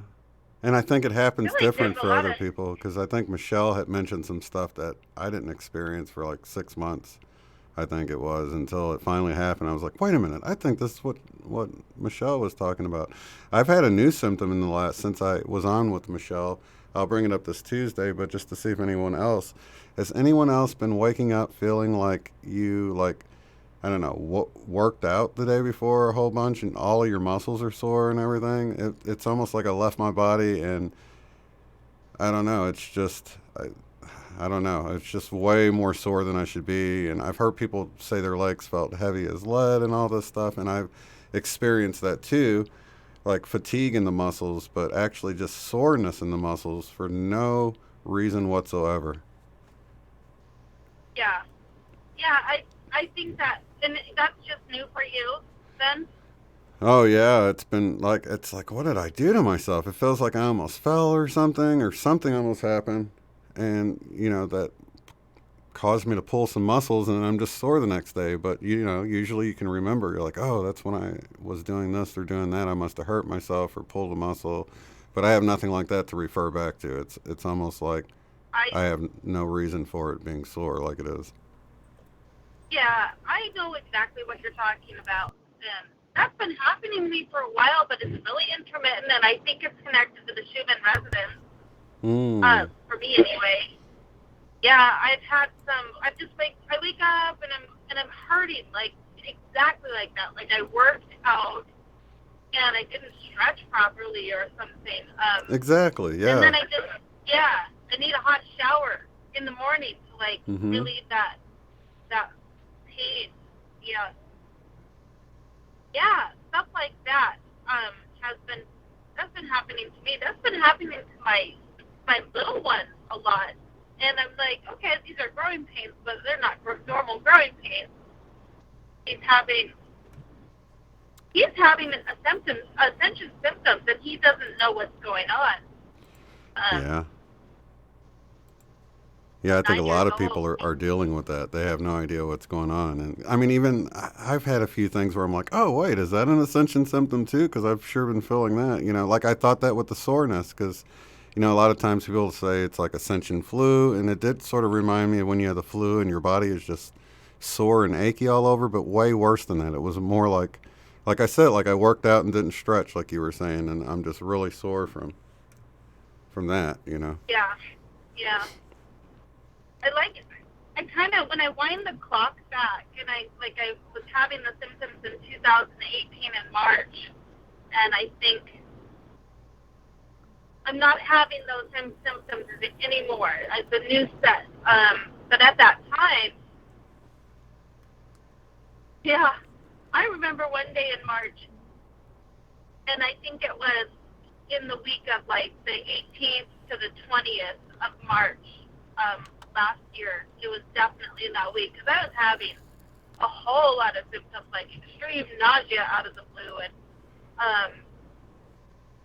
headaches that literally were pulsing headaches, like so painful and so alive. Like my head felt like it was pulsing. That was awful, but there was one day that I felt like out of the blue in the evening, like I was tilted to the right, like like 20 degrees. Like the whole world was tilted to the left, like 20 degrees, or vice versa. Anyways, it was like vertigo, but it was definitely like this feeling like everything was off by 20 degrees to my left, and it didn't go away until the next day when I woke up, and that was super weird, like distinctly off. But I haven't had that happening. Yeah, and I'm having these new things that are very physical. Like it's super painful to wake up and feel like you've been beat up, like you were fighting someone all night long. Yeah, that's so exactly what are you what it doing feels to like. help with that? Yeah, it's like what the heck? What I did actually, I get into? Actually, the only thing I could really think of is sore muscles. I know that I got, you know, Epsom salt for, it says it's supposed to help with that. So taking a bath in Epsom salt is what I kind of thought might help. But maybe it did help a little bit, but it didn't take it all the way away. But it did feel better after I got out, I guess. So I can share what helped for me. And it's counterintuitive because you hurt so bad you don't even want to do anything. But it helps for me to just get into my body and get physical, overwalk, or I do yoga and I enjoy that. And then after I do that and I get my muscles warmed up and I stretch out, I feel tremendous. Like absolutely, like it's actually gone after I do that. And then of course the energy work. With whatever it is that you do, working with the light helps a lot. And Michelle Wolf talks about Steve Noble, and I've been listening to his stuff too. And some of those things, there's no words that can describe what happens to your body when you're going through that. But, Shane, I have to let you go. Oh, no problem. I'm sorry, but I'll call back again sometime. Okay, thank you so much for calling in. To go all of a sudden. Yeah, absolutely. Love and light. Love and light. Bye-bye. Bye. Let's go. You're listening to The Love Stream. Unbiased and on the fence. The Love Stream. We've still got time, you guys. Hour left if you'd like to call in. Thanks for checking in with us, Alyssa. Got your name right. Overprotected is in the chat. Oh, it just started to sprinkle there, so okay. So Sherry's down there in the heart of the action. Sherry? Sprinkles, that's it? How close aren't you, like, right? Let's see. Trying to remember. You're like in the Lafayette area, so that's sort of over by Where is that? That's Baton Rouge, west of Baton Rouge. I'm looking here. So it looks like you should be getting a direct hit there, and you're saying it's just sprinkling. That's sort of like when Kiri Sones, she's in southern Mississippi, and it was pretty much a non-event. We were like, she was like the on-location reporter last year, I think it was, when a hurricane was coming through there.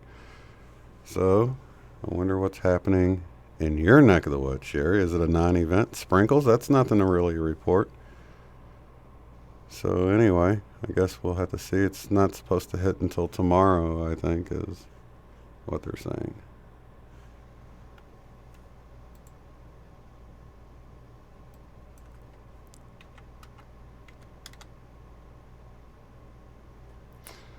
Alrighty. So I guess somebody's waiting. Somebody's building up the courage to call in. You got to do it. The phone lines have been cleared for you. Who is it? Don't hesitate. The phone lines will remain open for you, whoever you are.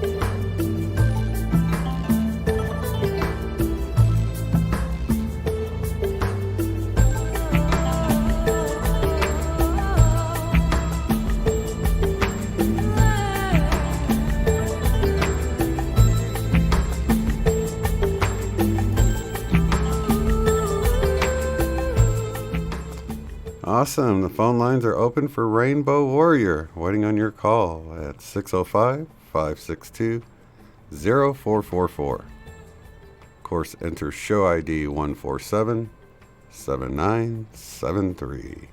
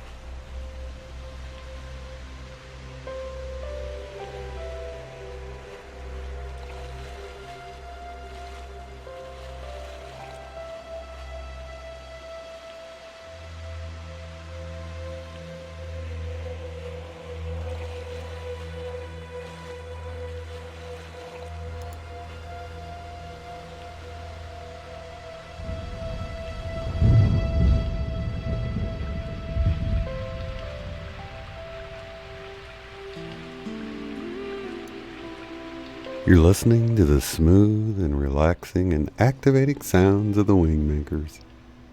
Gotta love it. Search WingMakers music on YouTube. There's lots of it to tune into. Great to sleep to. Supposed to turn some stuff on, your DNA or something. I don't know. Feels good.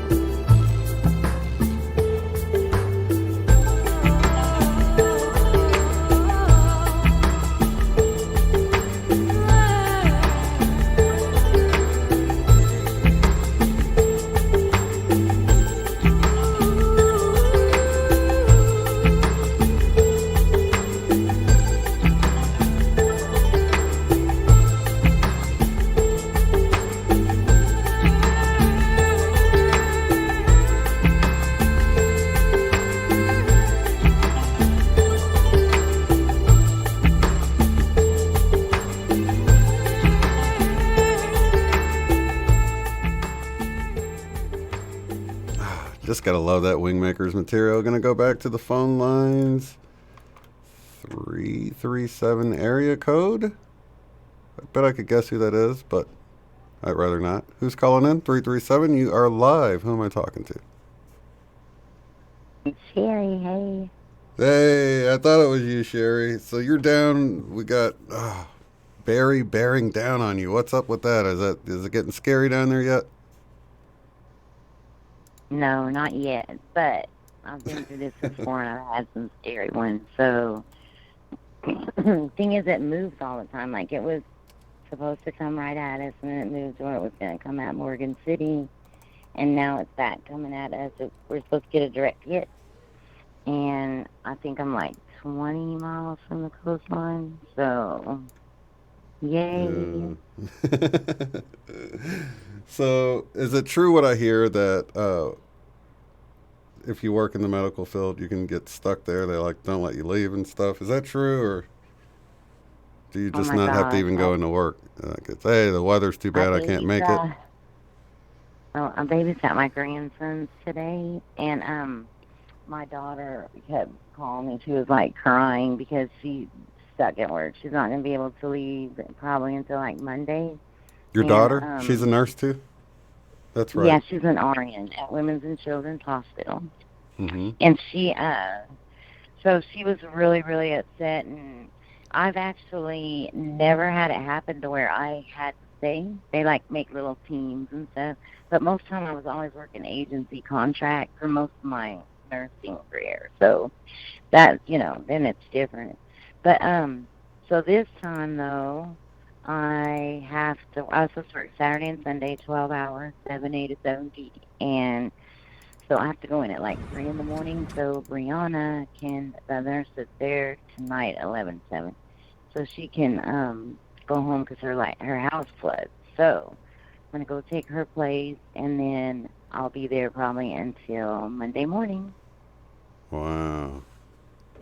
Yeah, unless something happens that Trish can get there. I'm sorry, I shouldn't say names. Unless the other one can get there at. And what's the last name again? I'm just kidding.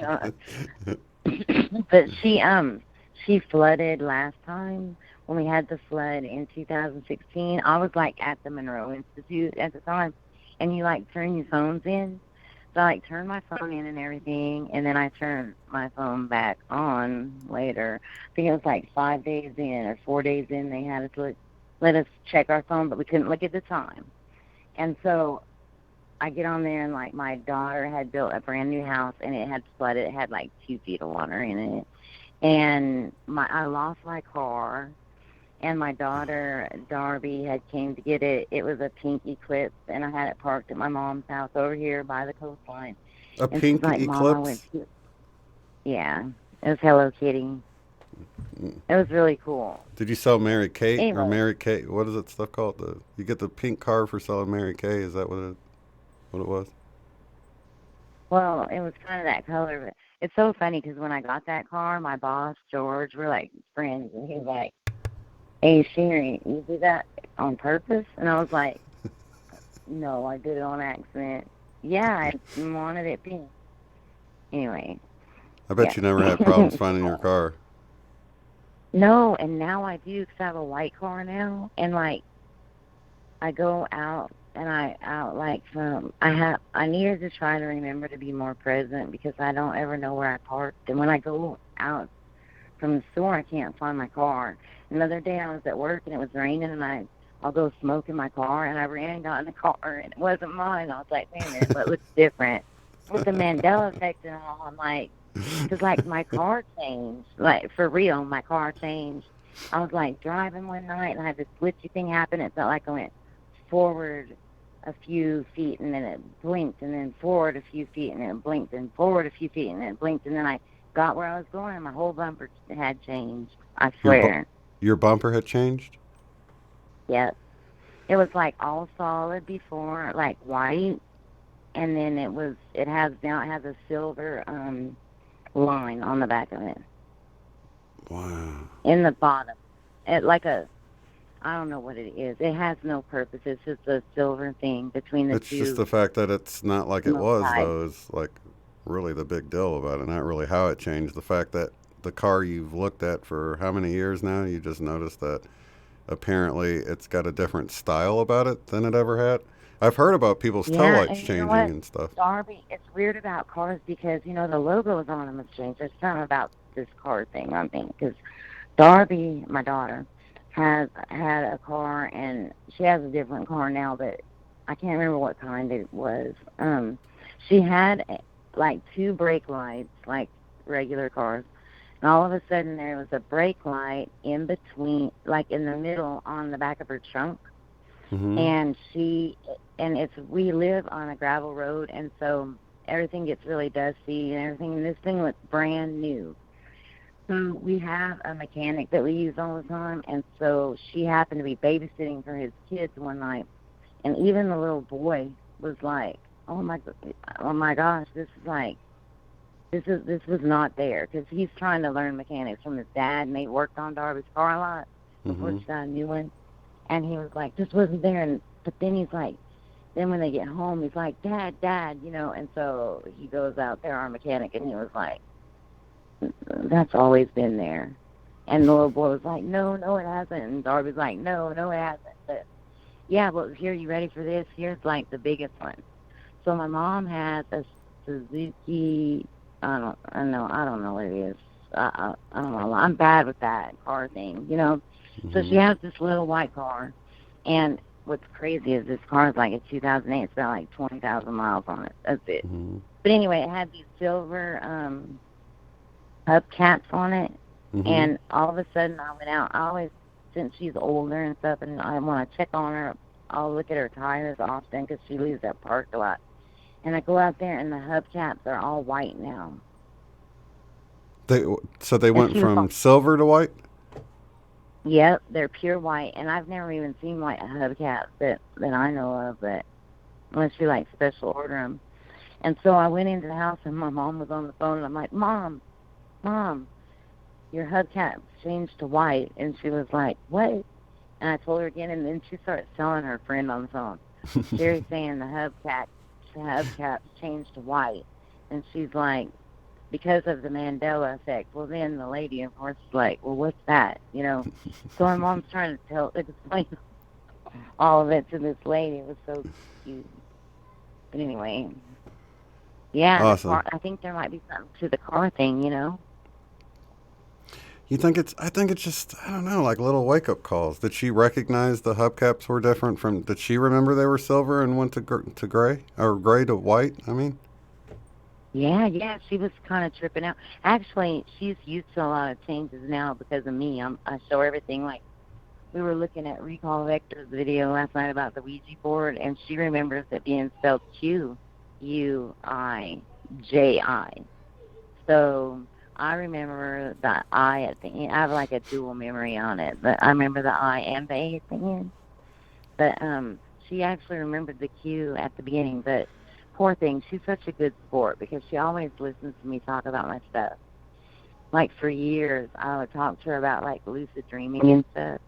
Yeah. And all this time goes by, and then one day she was like, I don't know, kind of aggravated with me or something. She goes, "What is a lucid dream anyway?" And I thought, oh my God, I've been talking about this forever, and she didn't even know what it is.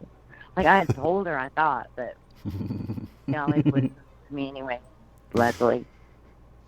But at least she's like patient, you know. Did everything fall into place for her? Like, okay, now all your stories finally made sense to me. The lucid dream. I don't know, kinda. You know, like, I feel like I helped her a lot, just like when my dad was dying. I kind of got us to a place where we both kind of knew that it wasn't really like he was dying. He was just going to be changing his form. You know what I mean? So yeah.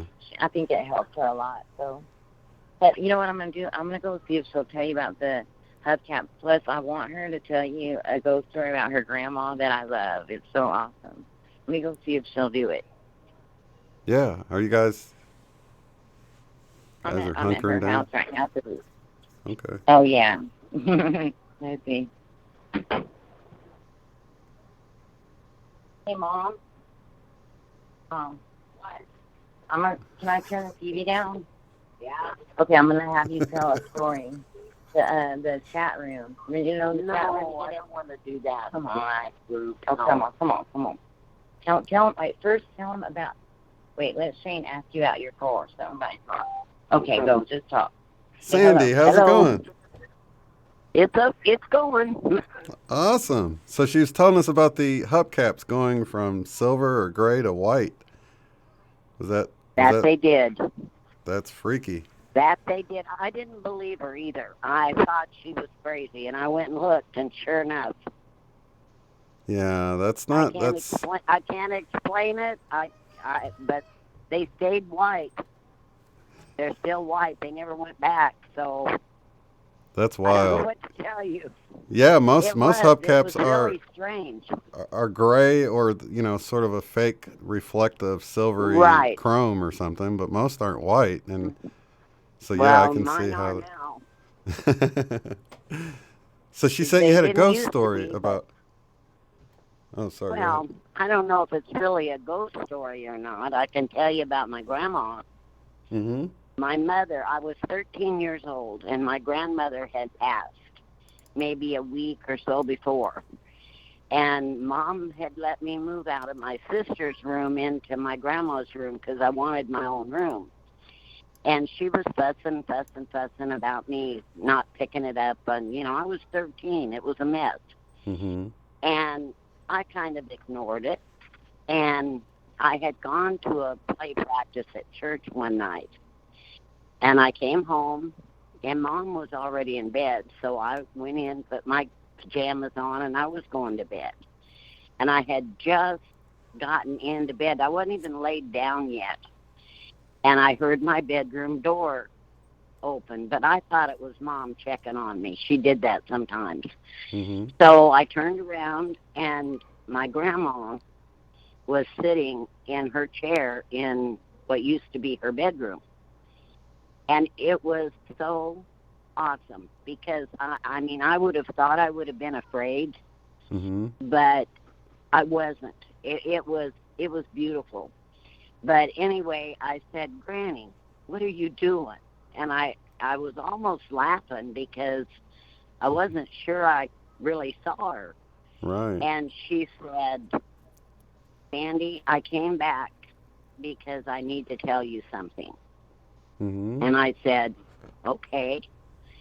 And she said, you know, I was paralyzed on my left side from a stroke. And she said, I didn't have full use of my left arm. Mm-hmm. But she said, you know, I never one time left my clothes laying on the floor. She said if I couldn't get them on a hanger, I'd hang them on a hook. But I never left them on the floor. To this day, my clothes might be everywhere, but they're not on the floor, I guarantee you. And I started picking stuff up and throwing it in the closet, and of course that woke my mom up.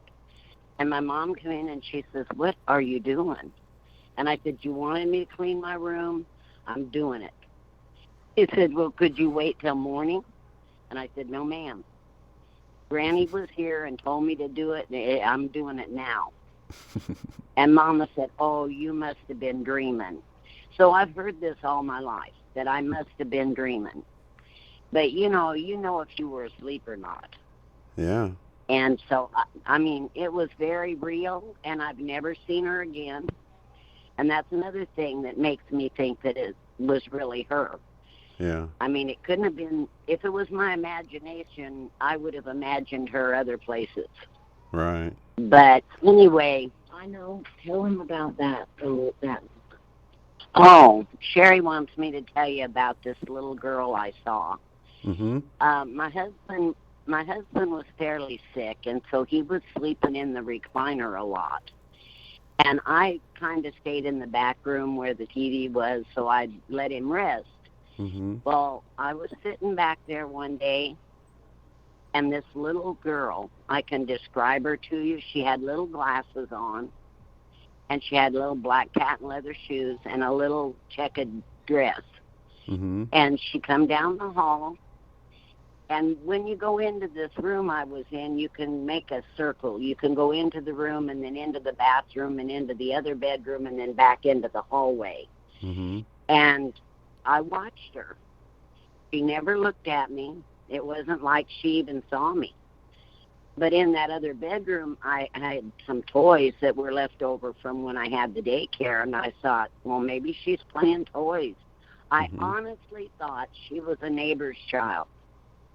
And she had just maybe walked in and he didn't see her because he was sleeping. Mm-hmm. But I got up and went to the other room, and there was nothing.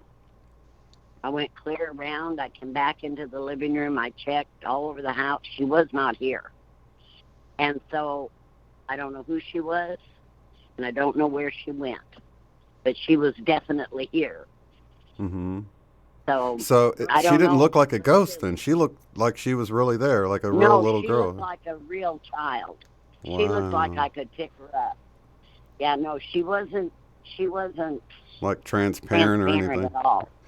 So she didn't even acknowledge you were there, though. So it was almost like a different dimension where she was probably alone from her point of view. She was kind of in a world of her own, I guess. Mm-hmm.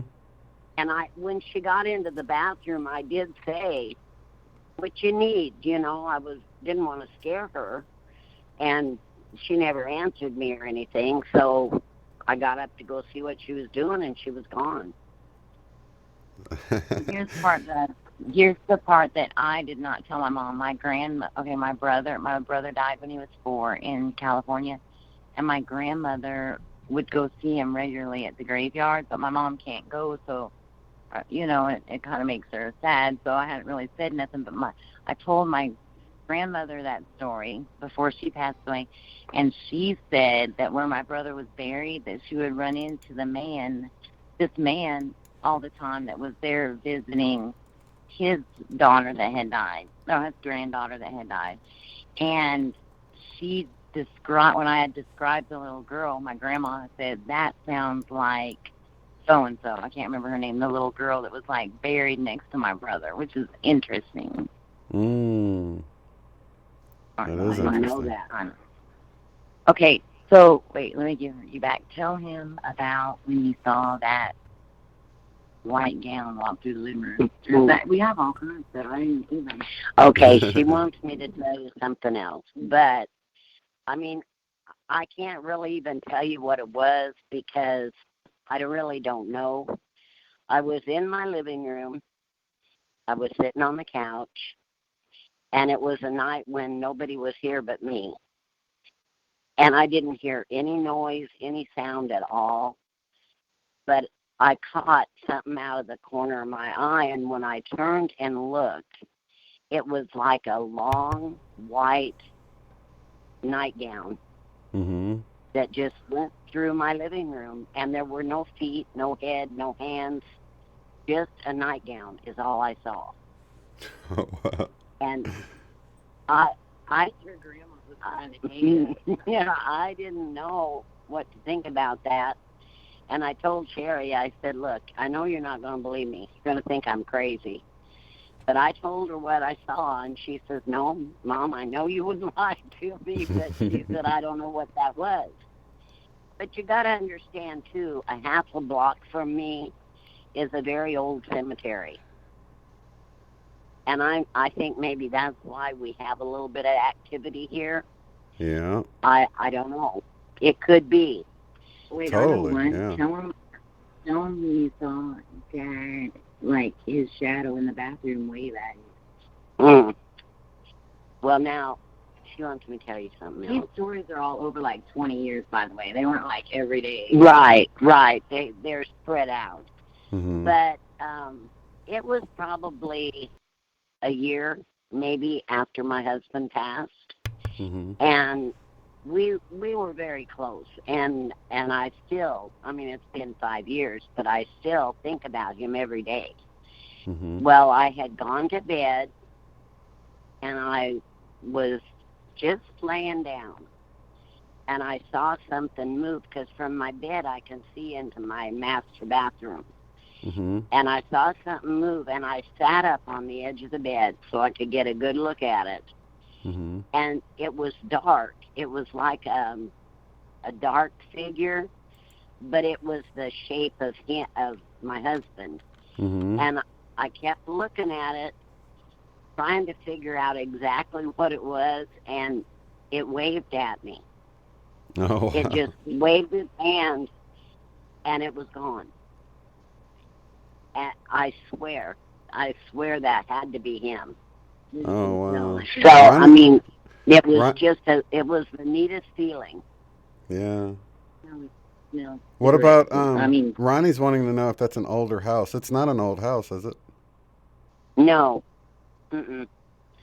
And, you know, it's funny, even my son, Bo, well, you talked to Bo one night on your show. He was telling me that not long ago he had come in from work, and he went into the bathroom. Mm-hmm. And he said, I thought my wife had put some of these scentsy things in the bathroom that smelled. Mm-hmm. And he said, I reached over to smell it, and that wasn't the smell I was getting. And he said, I kept trying to figure out what it was, and he said, it finally dawned on me. He said, do you remember those Swisher sweet cigars that Dad used to smoke? And I said, yeah. And he said, that's what it was. And I said, well, you know what? I'm sure he was right there with you. Yeah. Know that. So, I mean, it's just, I think, though, people that don't believe in all this stuff, they've never had an experience. Because I think once you have one, you know it's something different. Yeah, And it's you're hard to more believe aware. it if you've never seen anything like that, for sure. That's right. That's Yeah. right. But I think once you have even one little experience, then you think, wow, this could really happen. Yeah. So you're more aware of what's going on. Because I fully believe that they're around all the time. We just don't notice them. Yeah, I agree.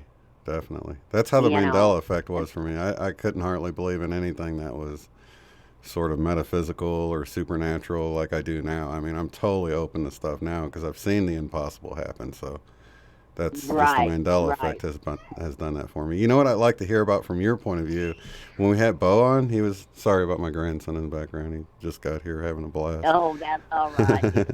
But he was talking about, was it a fruit basket that was swinging like crazy or something? Oh, listen, now that kind of scared me. I was still living in Wyoming at the time. Mm-hmm. And Bo had come in, and he'd gone to bed, and my husband was working nights. And I had sat down at the kitchen table to write a letter. And I had this basket that had potatoes in it. And it hung kind of, my washer and dryer was in the kitchen. So it kind of hung over the washer. Mm-hmm. And I looked up, and that basket was swinging. And I mean, it wasn't just moving a little bit, it was swinging. Mm. And I sat there and watched it for a minute, and I thought, oh, that's odd. So I got up, and I went over, and I stopped it. And I went back and sat down and started to write my letter, and it started swinging again. Mm-hmm. And then I got scared. So I went in, and I woke Bo up. And he didn't want to get up. I said, you will get up and see this. My potatoes are swinging. And he said, okay, okay. So he gets out of bed. He comes in. He looks at them, and they're still swinging. And then he didn't know what to think about it. So he looked at me. He was half asleep, and he said, well, are they hurting anything? And I said, well, not really. And he said, okay, then, I'm going back to bed. That is pretty freaky, though. I can't believe that didn't wake him up right away, though. No, he has told me ever since he was a little bitty boy that there was a ghost that lived in our basement. Mm-hmm. And I just kind of blew that off for many, many years. But things would happen. Like one night he was sleeping on the couch because he was sick. And I got up the next morning, came downstairs, and he said, where did you go last night? And I said, I didn't go anywhere. He said, yeah, you walked right past me. I heard the door open and close. And he said, I didn't feel good enough to get up, so I just laid there, and pretty soon I heard the door open and close, and you came back and went upstairs. I But said, you didn't well, do I don't that? know who that was, but it wasn't me. Oh, man. That happened to me too. Yeah. I had that happen too because we didn't use that door, and I had that happen multiple times. And I think it was y'all, but it was I knew the door doesn't open. I mean, didn't use that door. Yeah. Well, that's what I told him. I said if I was going out, I'd have gone out the kitchen door. I wouldn't have gone out that door. But he was convinced. But just little things like that, and he had a fish aquarium in his room, and it sprung a leak in the middle of the night. And he swears that something was knocking on his bedroom door to wake him up because he jumped out of bed to open the door. He thought I was knocking for some reason. I don't know. But he said, I jumped up and grabbed the door open and was going to fuss at you, and there was nobody there. So he said, I walked around the other side of my bed to get back in bed, and the carpet was wet. So he said, I turned on the light, and that's when I realized the fish tank was leaking. And he said, I'm telling you, that ghost that lives in our basement helps me out all the time. And he didn't want that to get any more wet, so he woke me up. Wow. I said, well, whatever you say, son, I don't know. Man, that's wild. My ghost story. Wait, I know one more. What? Whenever you came home from the pharmacy when Dad was sick. Oh. You want to tell him that? Yeah, I can. I had told my husband I didn't like to leave him. I was afraid he would fall. So I said, look, I'm just going to run to the pharmacy, get your medicine. I'll be right back. And I did. I wasn't gone long. And I came in, and he said, I had company while you were gone. And I said, one of the firemen, because they were here all the time. And he said, no. He said, it was Danny. And I said, my Danny? And he said, yep. He said, I think you better sit down over here by me and let me tell you what happened. I said, okay.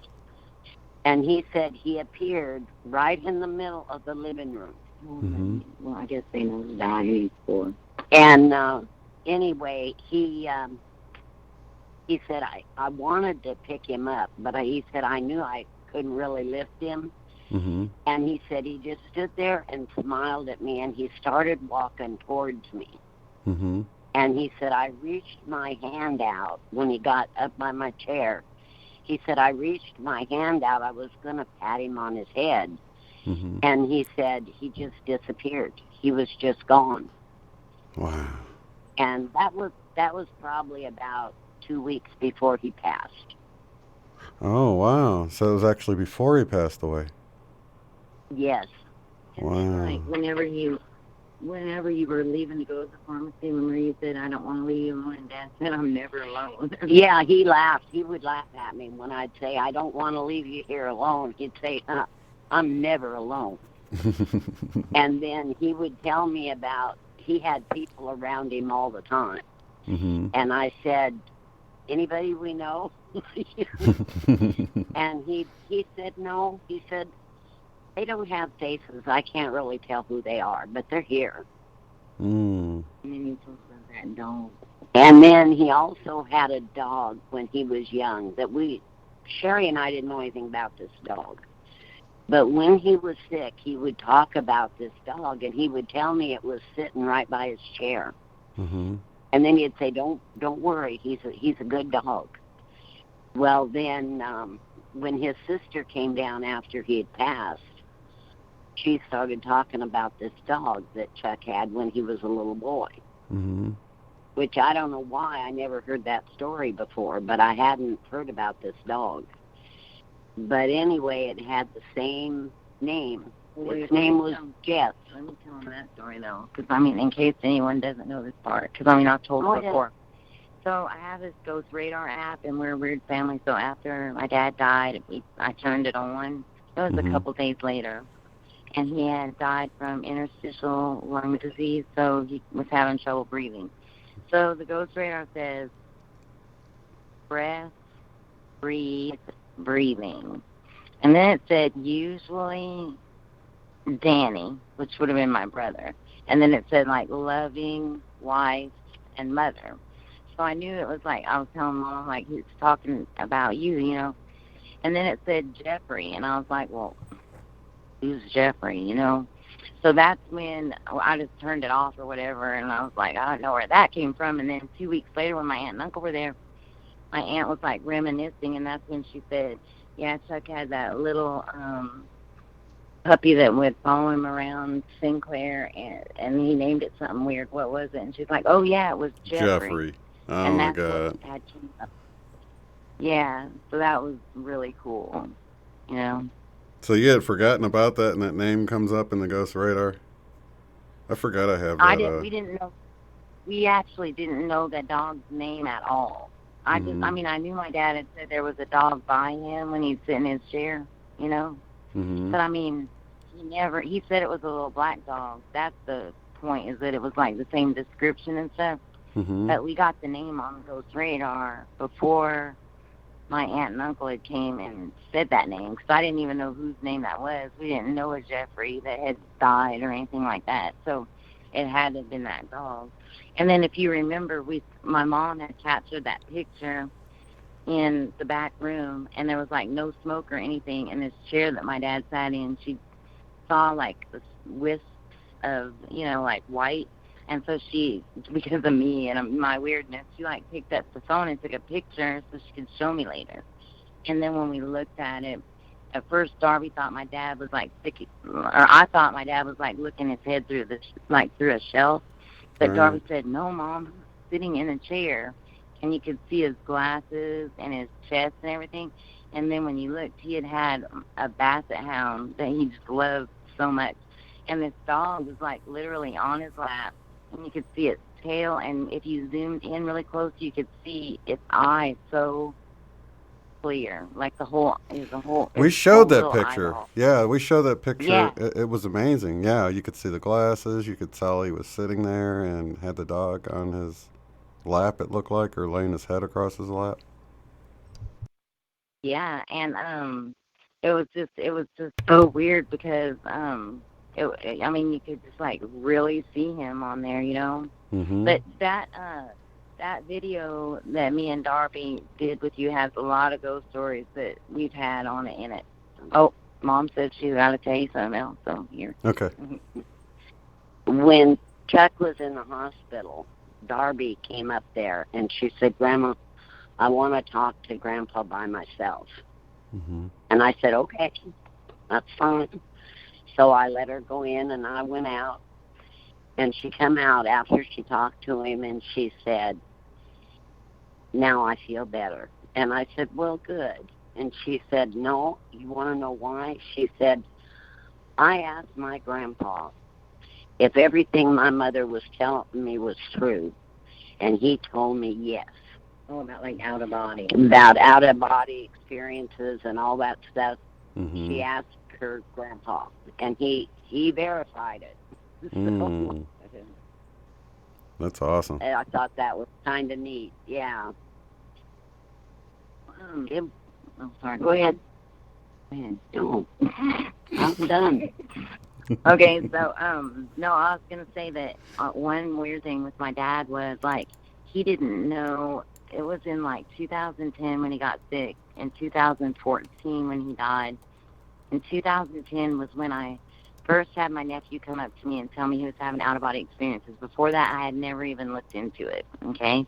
So I really didn't talk to my dad a whole lot about it until toward the end. I had him listen to like a William Buellman interview to like try to help him, sort of. And he didn't say much. He was kind of one of those men of few words, you know, but he'd joke around and stuff and be funny, but anyway, he hadn't said much about it. But at the end, he had me sit down. Now, this stuff, my stuff had like progressed, and you know, like I was into like crystals and stuff like that, but I really hadn't talked to him about it. And he told me that up at our cabin in the Rocky Mountains, he was telling me like how to get there, like, you know, like you go up by the outhouse. Like my uncle made a sign that says 4U2P. That's on the path to the outhouse. Anyway, so he tells me how to get to this area, and he said there's a hollowed out tree stump, and he said there's nothing but like quartz crystals like poking up out of them, and some of them are like a foot long and like 2 or 3 inches around. And he said you need to go up there and get those, you know. And I was like, it was weird because before, from what my dad knew of me, he would have never thought that I was like into anything like nature. He wouldn't even thought that I would have walked back there because they have bears up there and they would like take the watermelon off the porch and stuff. And I was like terrified, you know. So I mean, that wasn't my favorite place. You know, in the winter they'd make me pee in a coffee can. It was horrible.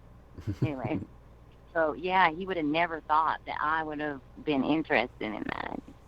And then he called Darby in to sit down, and he told her, now this is crazy, that in his little jewelry box he had some old, I don't know where he got them from, some marijuana seeds, and he wanted her to plant them and see if they would grow. And she freaked out because she would have never wanted her grandpa to know that she was like smoking, you know what I mean? And so he obviously knew, and he wanted her to take those seeds and plant them. So he was finding stuff out somehow, you know, like. And then there was one time he said he lost a pen or something. Okay, he said he has his office, his office that he had here at the fire department. He had another one, like in another dimension. And he would take his briefcase there, and he said that he had took a certain, it was like a stylet for his phone. He took it with him into the other dimension and left it and lost it. So he was like, yeah, that's where he said that it went. So that was kind of interesting. But that's so cool that you guys had so many experiences like that and nobody jumped on it's the devil bandwagon. I'm really surprised at that. That's, you know, typically I guess where people go. Yeah. That's awesome. No, we've just always had stuff like that happen. So, you know, I was just kind of raised like that, I guess. Yeah. part of life. Yes, it's part of life, she says. Yeah, I was raised that it was part of life too, but it was just, part of this, I don't know, evil underbelly or something. You know what I mean? It's kind of weird because you're like raised that you're the child of the most powerful God there is, but then you're taught to be afraid of everything. It's like, oh, that's Satan. Don't do that, or he'll get you. Don't wander too far away. But it's really not like that at all for me now. Man, I wish I could never taught that. Really? That's good though. I think implanting fear in your child isn't a good thing. My grandma was very religious, but it was all about love and how much Jesus loved you. And I don't remember. In fact, one time I asked her about the devil. And you know what she told me? What? She said, the devil's real, but we don't talk about him because that gives him honor. And we don't want to honor him. We honor God. That's good advice. That was her answer. Yeah. And to me, that wasn't scary. That was comforting, because she was letting me know that God was stronger than the devil anyway. So nothing to be afraid of. Yeah. There's this man that I used to watch on YouTube, and he passed away, but he was super cool. I'm sure some people in the chat room have heard of him. His name was Chris Putnam, and I think his name is spelled C-R-I-S, which is makes it unique, and it's Putnam. And he actually debated somebody in a nice way. It was a nice way about that ghosts and paranormal stuff was biblical and not a fearful thing like that. And it's a really, really good debate. I'm gonna have to find it and send it or link it in the chat room or something, because he was just showing just that. I don't know, something about, Mom, you know better than me, whenever I don't know, Jesus talked about being a ghost or something, an apparition or something. Some point, I don't know, and I can't remember exactly, but there's something where he debates it, and it's really, really interesting, where he's showing that the supernatural stuff like that really was biblical. Now, I'd seen it with the out-of-body stuff, but not spirits like that. But he kind of proves that he's really good. I don't know if y'all have heard of him. Have you heard of him? Sounds familiar. Chris Putnam. What was his last name? Putnam. Putnam. Seems familiar. I'll have to definitely look into him. He had died recently. I don't know exactly what happened, but he was really young. But he was really you could watch him and you knew that it was just a good guy. He was the one that wrote that book. It's one of those Roman words or something. I'm trying to remember. Anyway, he talked all about that Lucifer telescope and all those kind of things. Yeah. And it was about he wrote the book about the Pope prophecies, about it was all these popes, and then they had little things about each one. One was the sun and the moon or something, and then Pope John Paul was born on a eclipse and died on an eclipse or something like that. There was something unique about each pope that this prophecy was done to, where the last pope, it was Petrus Romanus, that's what it was called, I think. The book. What's it, Roman rock or something? Huh? It means Rome rock or something? Or what does that mean? Do you know? I thought, I don't know. I see the final pope and Project Lucifer. I guess that's talking about the telescope. Yeah, I think so. But he handled other topics too that were really interesting, but he hadn't written about them yet or published it or whatever before he died. He looks familiar. I'm looking at his picture now. Chris Putnam. Here's my thing about him though. It's one of those people that when you watch them speak, that you just know how kind they are and how nice they are. And he wasn't rude to anybody. You could just tell how sweet he was. You know what I'm saying? So when did he? How long ago did he die? I'm trying to see. He's got a YouTube channel and stuff.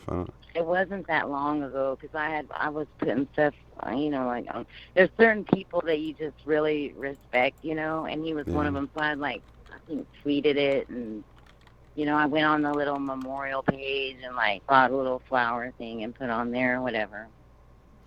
Yeah, died March 1st of 2017. Born in 65, so yeah, not old at all. Yeah, it was sad. But so, you don't have any callers yet, huh? Because I feel bad. I don't want to hold you up. No callers. So tell us about the weather. What is anything happening yet? Are you guys gonna ride out the storm? What's the plan there? Well, let's see. I'm gonna be at work, so my mom has some neighbor friends that the daughter has this really, really, really big brick house, so I guess they're all going over there. And they wanted my mom to go over there tonight. But the weather reports have been updated, and they're saying that it probably won't hit until tomorrow at 9 a.m. Mm-hmm. So he's going to probably go over there tomorrow morning. So it's not dumping a bunch of water on you right now? Not yet. I don't think it's even raining yet. Now they're having those outer bands come. Yeah. Earlier I was driving and it started pouring down rain all of a sudden, just for a minute. And then it did that last night too, So, but nothing big yet. But the wind is picking up, So it's supposed to have 95 mile an hour winds. But I can tell you this: when we lived in Wyoming, they'd say there's 60 mile an hour winds, and there was, and they were bad, one time my mom was sorry, I don't mean to laugh.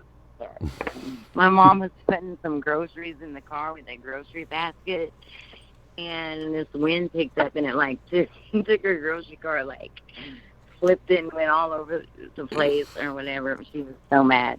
But anyway, horrible. So they had, I know, I'm sorry, I shouldn't laugh.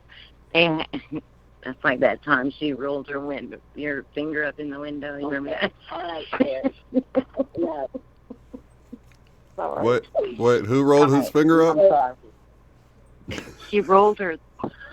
It's really not that funny.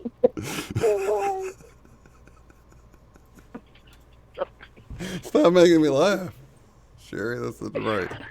All right, she accidentally rolled her finger up in the window. Poor thing. All right, I'll stop him. Sorry. Okay, so you'd had to be there. It really, I know, I sound evil, but it was it's funny.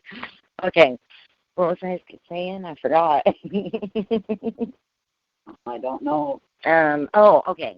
So down here, when we moved here, and they were having that first hurricane, they were saying there's going to be 65 mile an hour winds, and I was just that's not nothing, because we were raised, around that. They're making a big deal out of nothing, and they're canceling school and all this. But I've noticed a lot of things are different. I don't know if it's the altitude or what, because, when it's the 65 mile an hour winds down here, it's serious. We usually have water with it from the Gulf. That's what makes it worse. I don't know what it is, but it's just like this. When I used to go to school and it'd be 20 below zero and stuff, and you could walk to school in it. Okay, now then down here it can be 30 degrees and it is freezing, and I think it's because the humidity in the air. It's totally different. Wyoming was very dry. Yeah, it was dry there, and so I think it makes a really big difference in tolerating it, because I couldn't believe how different it is, Yeah, absolutely. Well, I'm looking here. It's still a tropical storm at this point, so Tropical Storm Barry is expected to make landfall Saturday as a hurricane, so I guess it's picking up speed along the northern Gulf Coast, spreading widespread torrential rain up the lower Mississippi Valley. So I guess that's to the east of where you guys are then, leading to major flooding and flash flooding in parts of Louisiana, Mississippi, Alabama, and Arkansas, along with storm surge, flooding, and strong winds. So are you saying it moved? That's just the Like, latest. it doesn't look like it- No, it's expected to good. make Maybe landfall right there Saturday morning. So I think you were right about that. It's slowed down, but like your mom said, that's the slower it is, the more water it's sort of just sitting there churning and dumping on you guys. So, Right. so it's like, Yeah. either high winds and it moving through fast, or it's sitting there and dumping water on you. I don't really see a good either way. It kind of has its crappy parts, you know what I mean? Well, they were saying that we were supposed to get like 7 more inches than we did in that flood in 2016. So that's kind of scary. It's like I said, I lost my car in that one, and it was just sitting at this house right outside. So. Oh, where that you're at kinda right makes now? me nervous. Yeah. Did the water get up into your mom's house? No, but her house is like up on what do you call those things, Mom? They turtle back the ground. Oh yeah. So And it's like got- she's like up and on center blocks or whatever. Or no, it's like that. It's called something, and then they like cement it in. It's like, what's it a called? slab. Mom? Yeah, No. it's it. The house is anchored. It's a manufactured home anchored into a cement slab. Ah, okay. So it's just like But it had- a house on a slab then, basically. Right. But it had strips of cement under it, and then they like cemented it in or something, like runners or something. That's what it was Right. called. I don't. Yeah, I think that's how I they don't have know. it, where you have a crawl space, but then they fill it in with concrete, and so it's just a solid slab, and then the house is anchored to it, so it won't be floating Yeah. away or anything, needless to say. No, in fact, we've had a couple. Was it Allison? Allison was bad. We got 23 inches of rain, and it only came up to the bottom of my steps. It didn't come any higher. So, But everyone else around us was like flooded, and there's all kind of like new subdivisions that had flooded, and just like I said, my daughter's house had flooded, and she had only. It was sad because she's a little mom with her little family, and they had just built that house, and they hadn't even been in there a year whenever that hit. And poor Wyatt was drawing pictures at school. They were like, it was like everybody was drawing pictures, and Wyatt colored his page blue, and the teacher's like, "Where are you drawing?" He's like, "My house," because it was all full of water. Oh no! Poor thing, I know. And they had someone had like donated or whatever, not donated, but let them borrow a camper, and that was like parked in their driveway like forever while they were like, because they have to like cut out the sheetrock as high as it flooded, and then like put dehumidifiers in there and stuff. And luckily, from us working at hospitals, they have big ones of that, and we could borrow them and put them in the house to like try to suck some of that out. But she had to have all her cabinets redone. I can't really tell a difference. That she feels like her whole house is like, not as nice as it was when they first got it. But I think it still looks good, Yeah.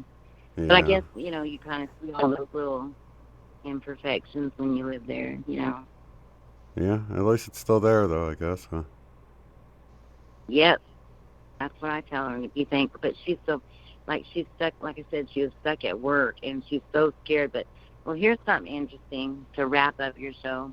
My son-in-law, for $5,000, bought this blow-up dam, and it's like a fun jump or something, and it blows up like around your house, and it has a pump on it. And so what happens is, when it starts flooding, see, now they just changed, after they bought their house, it got changed to a flood zone. It had not flooded before.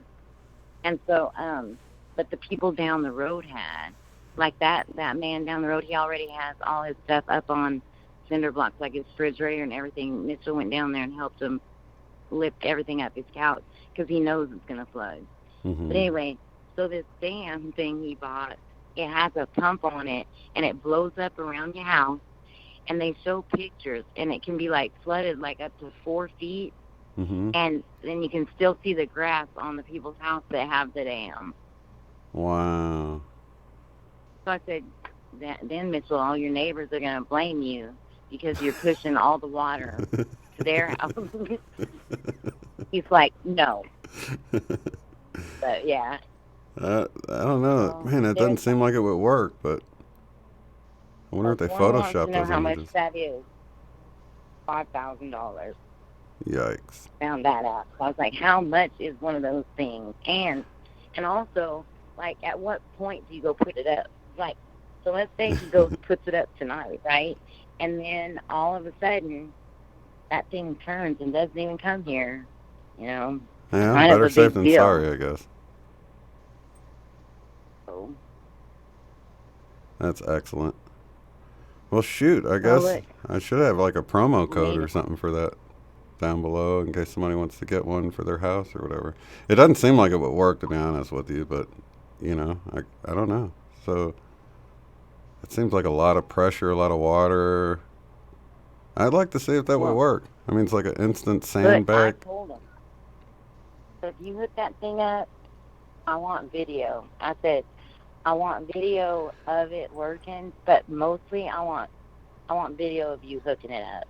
Like the whole thing, you know, like, I just can't wait. I want to see. I'm so bad. Yeah, I'll put it on YouTube. Yeah. That sounds interesting. We do like a time lapse of them putting it up, and I just hope a piece of driftwood doesn't seem like anything could just come and poke a hole in it, and I don't know. Crazy. Well, I'm glad that I called in. I called in, and I didn't even think we had nothing to say, and I guess maybe I talked too much because we filled it up. Yeah, you filled it up. I actually got one more caller that just called in. I'm going to go to that real quick and then call out the show, but I appreciate it. All right. I love all y'all. Love Yeah. the chat room. Kisses. And thank you, Bye. thank you, Sandy, for talking to us. Lots of love to you guys. Have a good one. Thanks. Bye. Let's go. You're listening to The Love Stream. Unbiased and on the fence. All right, going to go back to the phone line, 727 area code. Who am I talking to? You're live.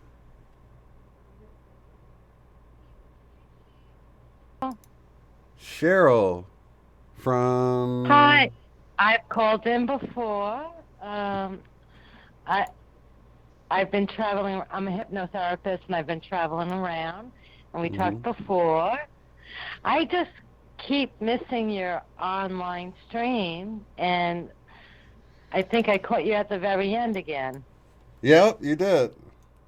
Is it? How do you spell your name, Cheryl? Oh, Cheryl.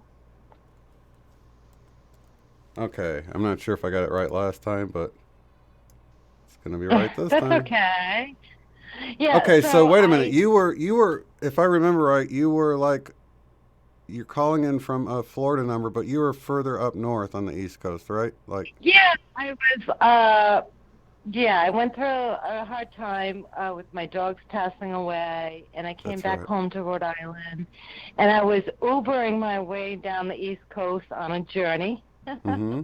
And how's that going for you? Yeah. It was going really well, and I ended up back in Florida. I grabbed my car, and I drove all to, which ironically, I drove to New Orleans, where my girlfriend lives. She lives right outside of there in Kenner, and I begged her the last couple of days to just pack a bag and, go to up north a little bit to Little Rock, Arkansas or something, just for the weekend to go in a hotel, but she's insisting on staying. So you can't make people leave. No. Well, God bless all those people. Hopefully it doesn't turn out to be a big deal, but you just don't know. And so, and it's the same thing, Shane. You don't know what to believe on the news. They always make it big, exaggerate. I know. I've been living in Florida. I went through a hurricane, and I'll tell you what, the news people will go over to the one street that's completely flooded out, but that's the street that floods out on a normal, everyday rainstorm. Yeah. Well, they got to get the So best they shot. wanna- It's got to be exciting. They got to look like it's blowing them away and stuff. It's actually quite comical when you. They've seen, shown clips where the guy on the scene is acting like he's getting blown away, yet there's people walking around like normal in the background and stuff. It's pretty quite, it's got to be fun and exciting. So I get why they do it, I guess, but. Yeah, I just can't stand how they exaggerate things. Yeah. And like I've been in Florida. I was in Florida, and some of these downpours you get every afternoon are crazy. Mm-hmm. And every day the downpour, you'll get a street that's flooded out. That's halfway up your car door. Yeah. And so for these hurricanes, they will go to these places that are known, and so they'll make it to the rest of the country. Wow, it's a disaster here. And Yeah. meanwhile, you're there living there and go, well, the sun's shining. There's no flooding here. So that's why I'm listening to my girlfriend when I'm begging her to get out, because I'm seeing what's on the news, and she's saying, I'm telling you, it's not like that here. So once again, we have to, know that they're telling us lies and stuff like that.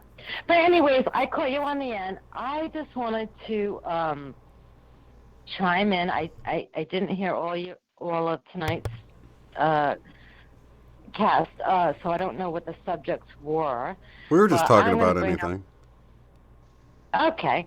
Well, my thing was, because, I'm a hypnotherapist. I'm all about Dolores Canning. I love Allison Coe and everyone. I'm all in, right? Mm-hmm. But my 2 dogs passed away, in November, and my life was just turned upside down. Mm-hmm. So of course I want to find a person that channels them and wants to talk to me. But it's been 7 months and I have not reached out to anyone, Shane, anyone on this, because I don't trust people about this. Right. Okay? I'm sure many people feel like that. Mhm. Like, you don't trust, you want a medium to speak or channel or something with your loved ones, but especially, when your beloved animals pass away. Mm-hmm. But you know what? Here's the thing: there's too many fakes out there, frauds that will want to get monetary gain from your pain and your grief and everything. Mm-hmm. And we know that, So this is things. That's why I have not reached out to anyone. But I'm not going to say the lady's name. But I just, I believe in synchronicity and stuff like that. And all of a sudden, I came up on a Dolores Cannon. She used to do kind of like podcasts, Right. and she used to interview people. And apparently, her daughter's putting some new ones out there. I've been seeing them the last few weeks. Are you talking about Julia Cannon, Dolores Cannon's daughter? Yeah, she's Okay. been putting out apparently material that hasn't been put out there before. Nice. And Dolores Cannon, I didn't even know this because I'm obsessed with her. I've been with her for years, and I did not know she had kind of like a podcast. I don't know. I forgot what she called it. The Mystic. I don't know. It wasn't like a video where you could see. It was just, you could hear them. She was Right. interviewing other people that were in, the arena and stuff. And so there was a woman, and I'm not going to say her name here online, but she was interviewing her, and she was a woman that was kind of like a medium for the animals that passed over. But not only that, to help people that had animals that were, living. And if they were acting up and misbehaving and stuff, apparently she could talk to these animals or, telepathic, Oh, so and while they were find alive out- or after they passed away, she could do both? Right. So if you were Okay. having a problem with your animal, he was misbehaving and doing this stuff that you could understand, she could talk to the animal telepathically or energetically and find out why that animal was doing what he was doing, you know. Mm-hmm. And also she could, you know, as a medium, talk to them on the other side. Mm-hmm. And she just impressed me so much. I really, for the first time in 7 months since they passed away, this was the first time I wanted to contact someone to, you know, speak to my dogs. And here's the thing, Shane, is like my dogs, we went through so much in 13 years, Mm-hmm. like so many things that are so personal and specific and whatever. That's what I wanted to hear. You know, Mm-hmm. I just know there's so much. My dogs are on the other side, and I know they're with me spiritually, but now that they're on the other side, they can actually communicate to me Mm-hmm. and say things to me, and I wanted specific stuff. So I contacted this woman, and I totally believed in her because she was with Dolores Cannon, you know.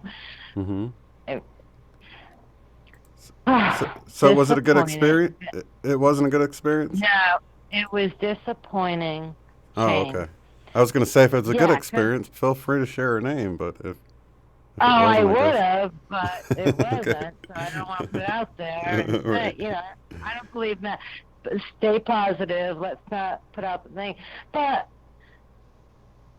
like, within the first 5 minutes, she was like, you know what, Cheryl, sounds like you're trying to test me.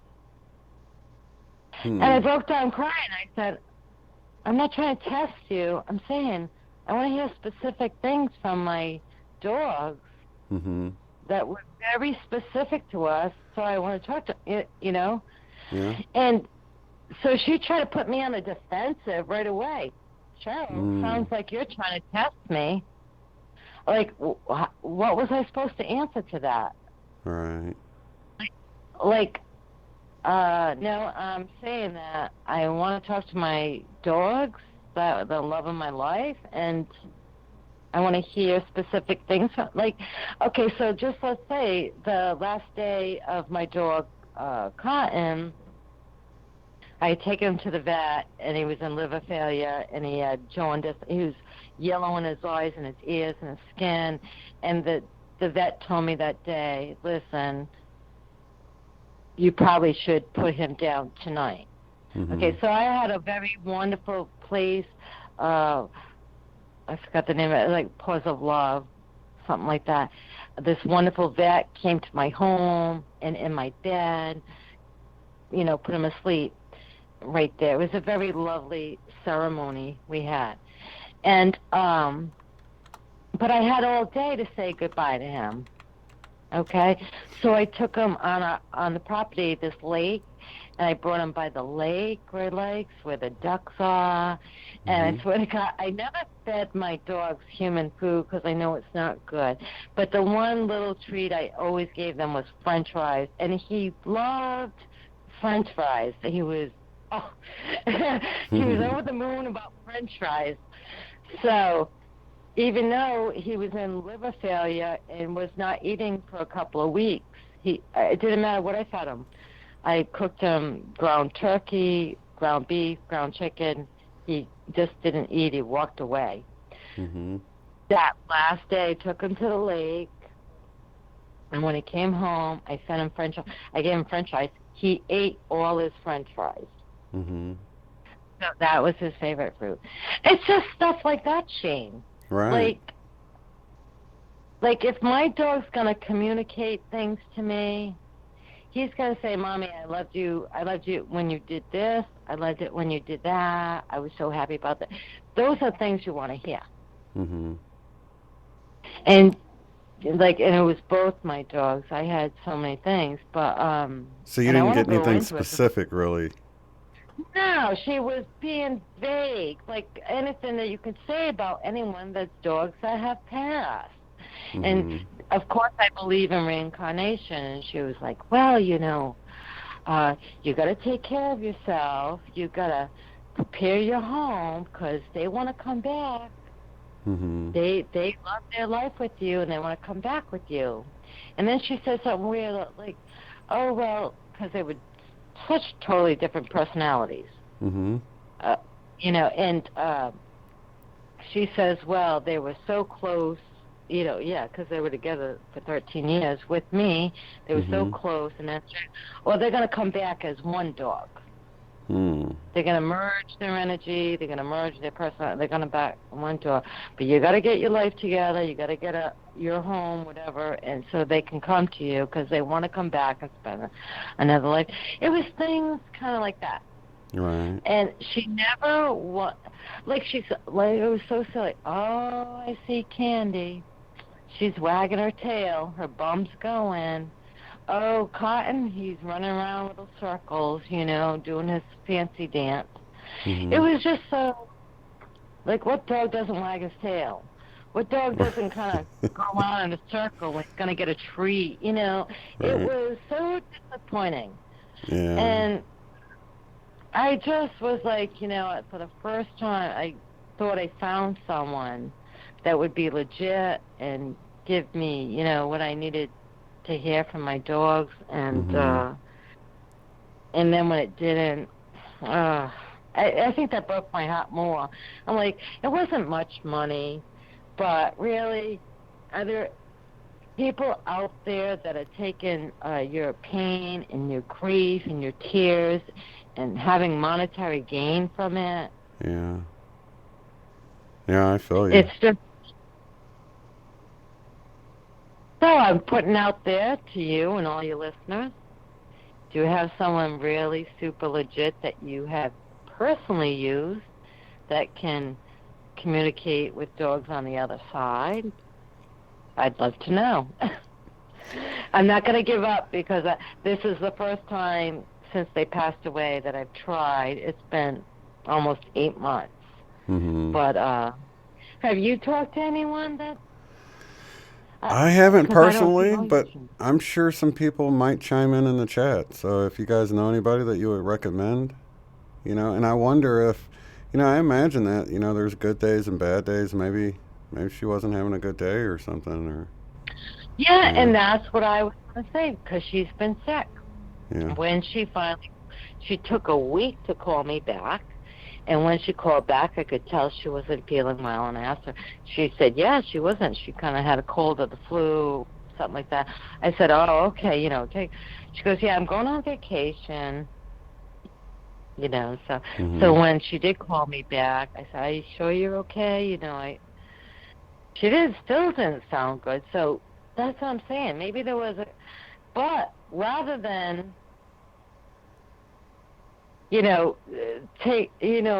call me and talk to me, as much as it means to me so much. Why take the chance that or if you're not getting anything, why don't you just say, listen, it's not a good connection, I'm not getting the energy and this and that. Just be honest with me and call, let's do it another time. Yeah, I totally get that. That was a thing. Yeah. I felt it from her that she was sick. I felt that there was, just to say to me right from the get-go, Cheryl, I think you're trying to test me. Well, hell yeah, why can't I test you? If you're legit, do you mind me testing you? First of all, shouldn't you had me send you pictures of my dogs.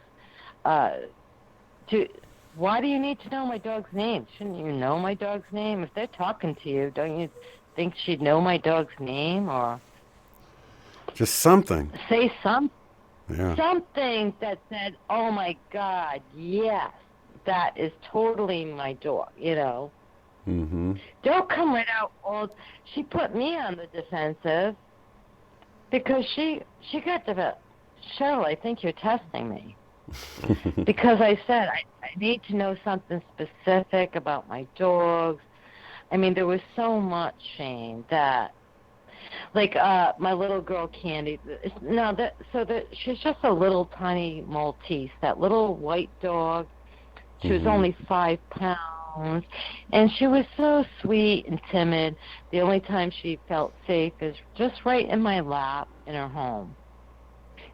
Anytime she would walk out the door, she'd be shaking and nervous. Anytime someone came in the home, she'd hide. You know, the only time she was truly herself is just with me and just in our bedroom hanging out, you know. Mm-hmm. But there was this one cute little thing. Picture. I can't believe I'm going to say this over the air, but because she has longer hair, it's white hair and it's longer hair, it's real hair. It's not fur. Mm-hmm. Like, sometimes when she used to go potty, she'd get a little piece of, you know what, stuck to her little bum. Mm-hmm. She would come over. I swear to God, it was the funniest thing. She was so distraught. She'd come running over to me quickly, like in a tizzy, and be like, Mommy, get it off, get it off, get it off, get it off. Like, get it off. It was so, you know, funny. That was one funny thing about her that happened, right? But sadly, when those few hours when she was passing away, she was right in my lap, and I had a potty pad under her, and stuff was you know, I don't want to go into, but stuff was coming out of her bum. And that was my thing. I kept her bum nice and clean because I knew she was distraught over it. Mm-hmm. Now, Shane, I just know that if my little baby girl was there talking with her, she would have said, Mommy, thank you so much for keeping my bum clean. You know what I mean? Yeah. Something specific and real meaningful. Yeah. No, I totally get it. Yeah. That's my only thing, is that I'm disappointed because, you know, I'm in this whole world with you guys and, you know, listening to everyone. I'm open to everything. And the synchronicities that have been happening are wonderful and crazy all at the same time. Mm-hmm. I'm all in. Well, you had your first time synchronicity with us, didn't you? Yeah. You were saying you never had any synchronicities, and it was 11/11. Yeah, I think it was 11/11. Yeah. It was 11/11. Remember, I was saying I didn't see these numbers like all you were, right. And you said, look at the time right now. It was 11/11. That's amazing. So, have you been getting them since that happened? Not numbers. Not time not numbers? Not numbers. There's a lot of synchronicities happening, but it's not like with numbers. It's with actual things that have been happening. Oh, and I also wanted to mention to you, okay, I remember when I was talking to you last time about my ears leaking all the time. It's been happening for like well over a year, but since like we were talking whatever, it really hasn't been happening at all with that. But what was I going to say? Oh, here's what I know. We were talking about Michelle, and she has dream stuff, and I forgot to mention the last time we were talking, the major difference that I was having with dreams was like before. I used to have, in my early 20s, I told you, serious dreams that were coming true. Like, I was writing them down because they were so real, and then they would absolutely come true, and I was like amazed, you know. But you know, life gets so busy, complicated, and ups and downs. I think somehow I blocked that stuff off for a while. But I wanted to, you know, say this is my explanation of dreams lately for the last year. Was before my dreams, and I think a lot of people can agree, your dreams are so jumbled and was happening so quickly. Like, it would change, like you're watching a movie, but it was changing so quickly from one scene to the next. And you know how you watch those movies where they switch back and forth, like from, you know, years prior to the future, to the sometimes you get those movies, right, that were going back and forth. They were kind of hard to keep up with. Yeah. So my dreams, for the most part, were all so jumbled, and you're like, why was that person in there? Who was that person? I don't know that person, but I haven't seen this person forever. Why would he be in my dreams? Like, or she, or it was all jumbled and moving fast and quick. You couldn't keep up. But I got to tell you, for the last 7, 8 months, maybe a year, my dreams have slowed way down into like real time. Mm-hmm. So when I wake up now, I completely remember my dream. But here's the difference. It wasn't all jumbled going back and forth, whatever. It was like real time now, like you were watching a real movie from beginning to end. That's how my dreams have really changed. It's like it slowed way down. It made sense. It was a story being told from beginning to end. Mm-hmm. And so I was like, wow, what is going on now? Like, before, the dreams were all over the place and it didn't make sense. So I believed what they used to say before, it's your subconscious trying to put everything together that's happened out through the day and trying to process it and do stuff like that. These stuff that was talked about before.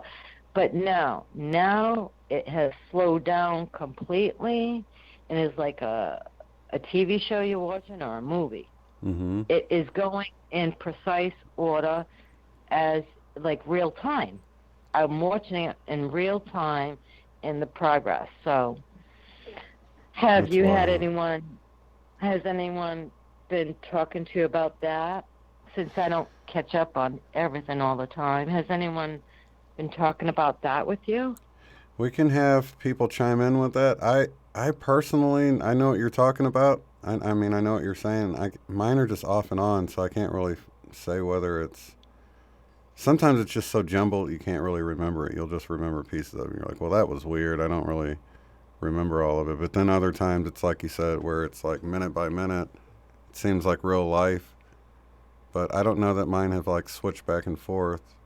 Other people might have dealt with that, though. We can definitely see what people say here in the chat. Yeah, that's the only difference that I've noticed over the last year was that my dreams have completely slowed down and it seems real time and going in specific order, like you're watching a TV show. But I've always had vivid dreams and remembered them when I woke up. So, maybe a lot of people haven't, but I do that. So I just wanted to mention that if anybody else has been noticing that about their dreams, that they're not jumbled and all over the place, like, Yeah. that they're really coming, true, like you're watching a movie. Yeah, well, Shauna is chiming in on the leaky ears. She says, my ears have leaked since 2015. This last month, mine have finally stopped. Yeah, that's why I'd like to talk to everyone about stuff, because first of all, my ears kept leaking, and finally, I heard someone saying about the leaky ears, and now they've been stopped. So I'm like, okay, well, what's that going on? Is whatever process was going on is finally, what would they call it? Crystalline? Mm-hmm. People were saying that we're turning crystalline. Am I saying it the right way? Yeah. Crystalline, crystalline. Yeah. So like T. Taylor talks about. So is that process complete now with me? So now my ears aren't leaking anymore? Oh, gosh. That's why it's good we're talking about this, because it's like everybody's on their own timeline, and so we're kind of like comparing notes, and it doesn't seem like everybody's in the same place at the same time. So that's nice to know that the leaky ears does come to a stop. I don't know that I've even had any leaky ears yet. I've heard people talk about it. They make it sound like there's no way that you wouldn't know if you were having them. I haven't. So I'm not there yet. I know. No, before I even got on it, like I was weird because I would take a nap in the day, an hour, and at night. It didn't matter. I would wake up with leaky ears. It was like you didn't know what was going. I wouldn't know what the cause of that was. So until I started hearing like other people online mentioning that, I'm like, oh, okay, so it's part of the Ascension process, how we're changing into 5D. Mm-hmm. Just like any of the other symptoms we've been having. Maybe I don't have all the symptoms that people have been having, but I have some of them. And so, but that's a good sign, though. Mine have stopped. I would think about 3 months now. I haven't had any of that, not once. So, okay, so that process is done. Yeah, that's nice. Yeah, I heard Greg Prescott on N5D was the first person I heard talking about that. And then all these other people were like, yeah, me too. So, yeah, I guess I have that yet to do. Remember, I'm really up with Luna Ash. Mm-hmm. Are you still keeping up with her? Yeah. Yeah, I do when I can. I don't get to watch everything because she puts out a lot of stuff, but I do try to catch some of her stuff. Same thing with me. Like you and Luna and a few of the people I'm all subscribed to. I catch them when I can, Yeah. But after we had talked months ago, Luna Ash had it on one of hers about the leaky ears. So I'm like, it's happening.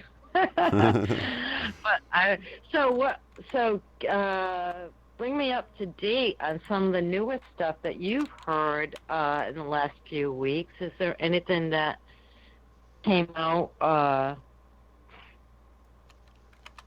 Really, just for me, just the energies itself have been sort of all over the place, good and bad, and I've had some, I think I mentioned on the last show, not only myself but others reporting like bouts of depression kind of coming in that didn't seem like it was part of their reality, really. They were just sort of picking up the energy of it, and it was like that for me, for sure. I had no reason to feel upset or down about anything, really, but I could feel that wave come through. So I think sometimes we're just transmuting energy. So I don't know that it's always Ascension symptoms. Sometimes it could just be that we're needed to transmute some stuff at that time, and it's hard to keep up with everything. That's why I think it's good that we can compare, what's going on with one another. Right, because some days you feel like exhaustion, like you just got to spend the whole day in bed. Yeah, and I mentioned early on soreness in the muscles, like I've worked out the day before, but I didn't, but I've got soreness all just in my legs and lower back, and just, I shouldn't feel so sore. Because it'd feel like I dug a hole yesterday or did something strenuous, but I didn't do anything. So I don't know, nothing to cause me to feel that pain, dancing around like crazy or something to cause it, but so I don't know.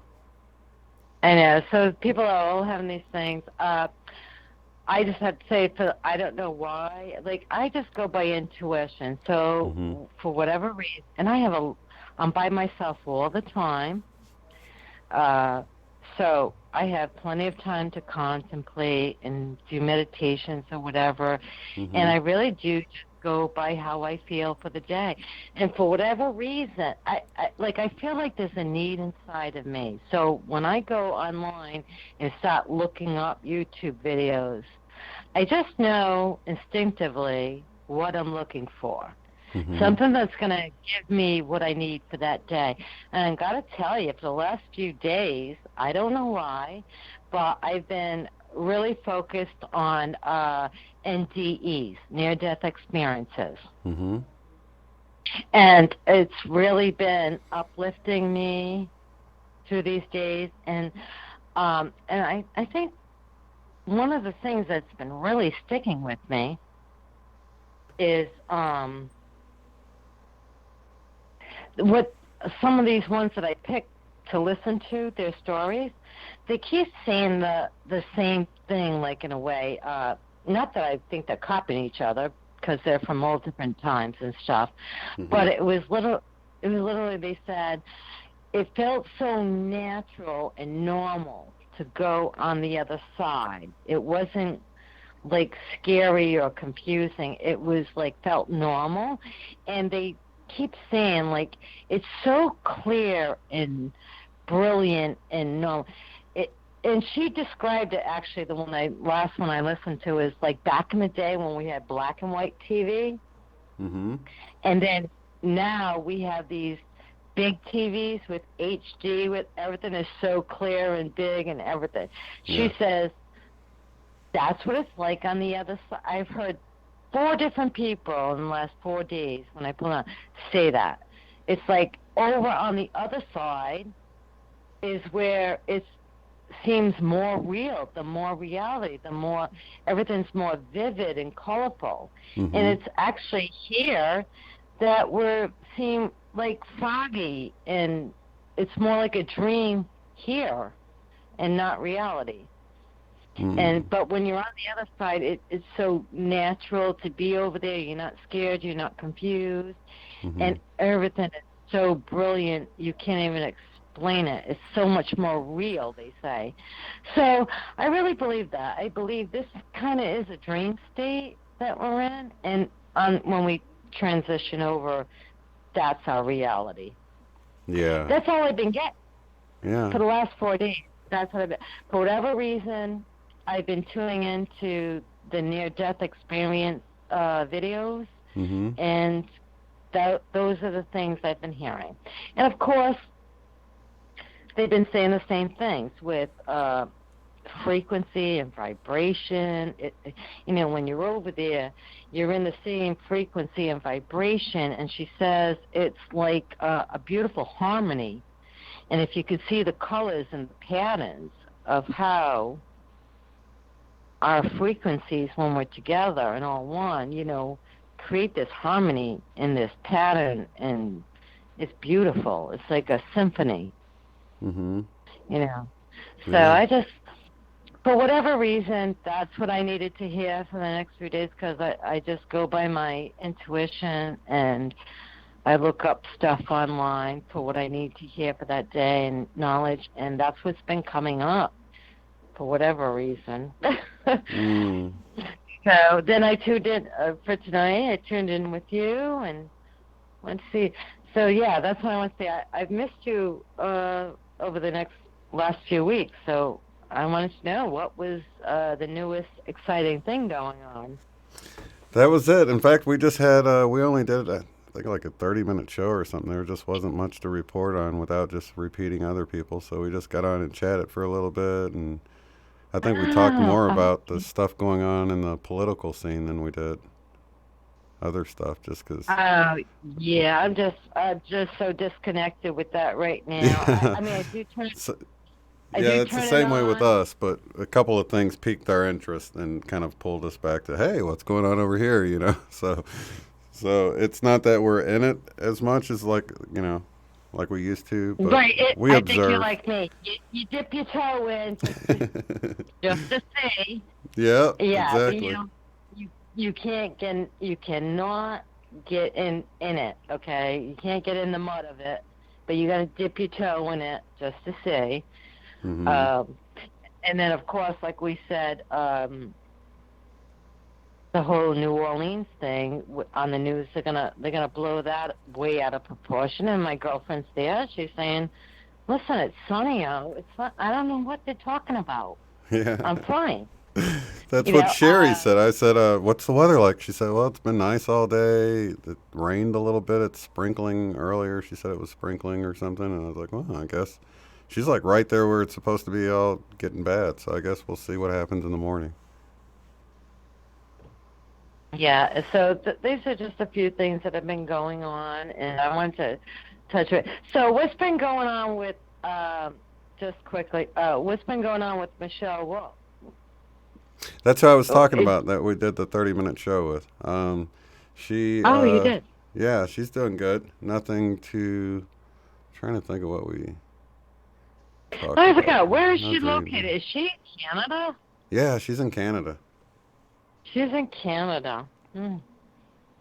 Yeah, East Canada, because she's Eastern time. So I'm not sure. Yeah. So anything new coming up with her? Has she had any, because she always has interesting things coming up, especially with her dreams. Right, no, nothing new this past week. What was it? Something, her mom had something. I can't remember what it was now. Yeah, it was only 30 minutes. You can just tune into it. I can't Go Can't really back, remember. yeah. They all run Yeah, together it's for me, fun. thinking back on it. I know. So, Shane, actually, how many days a week do you do this? Because I don't keep up. I catch the replays. So, like, how many days a week do you do this? 3 to 5 days a week I have a show. Wow. Yeah. That's quite a bit. Now, and I've always liked your guests. Like I said, a lot of your guests that you've had, I've been listening to, and all of a sudden, they're on your show. So, in case I missed stuff, who, like, maybe, like, in the past couple of weeks have you had on that was... I had Brandon Avalon on. He's not a regular. Of course, I had Sherry on Monday, Michelle Tuesday, and then we do the Friday night love stream every week. And then Eileen and I get together every Saturday night. But sometimes we fill in Wednesday and Thursday with other guests, and we did have Brandon Avalon on a few weeks back. And Sherry and I will have a different guest on every Monday. So we had Aaron Apke back on. Yeah, I was going to ask you, who do you have in the lineup coming up? Do you have anyone coming on? I will have Brandon Avalon on. He had to do some grid work, so I was going to have him on yesterday, but he's got some stuff coming up. It looks like next week we'll have the regular lineup, except for Wednesday and Thursday I will be out in nature meditating, and so probably Brandon Avalon the next week. Okay, let me ask you one of my great all-time, besides Dolores Cannon, I'm just obsessed with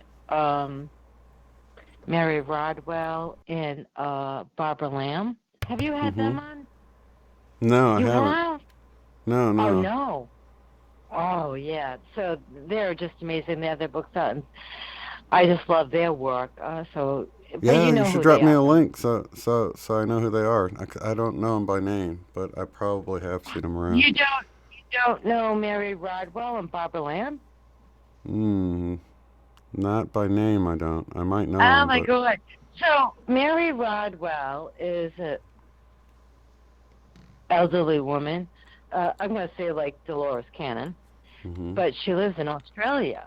So for years, she's been a hypnotherapist, and she's working much more with, she has plenty of books out as well, and she's always doing the circuit of all the conferences and stuff. So once I connect you with her, you'll see her years of experience. But she's mostly working with, I swear to goodness, she's with the younger Starseeds that are coming in.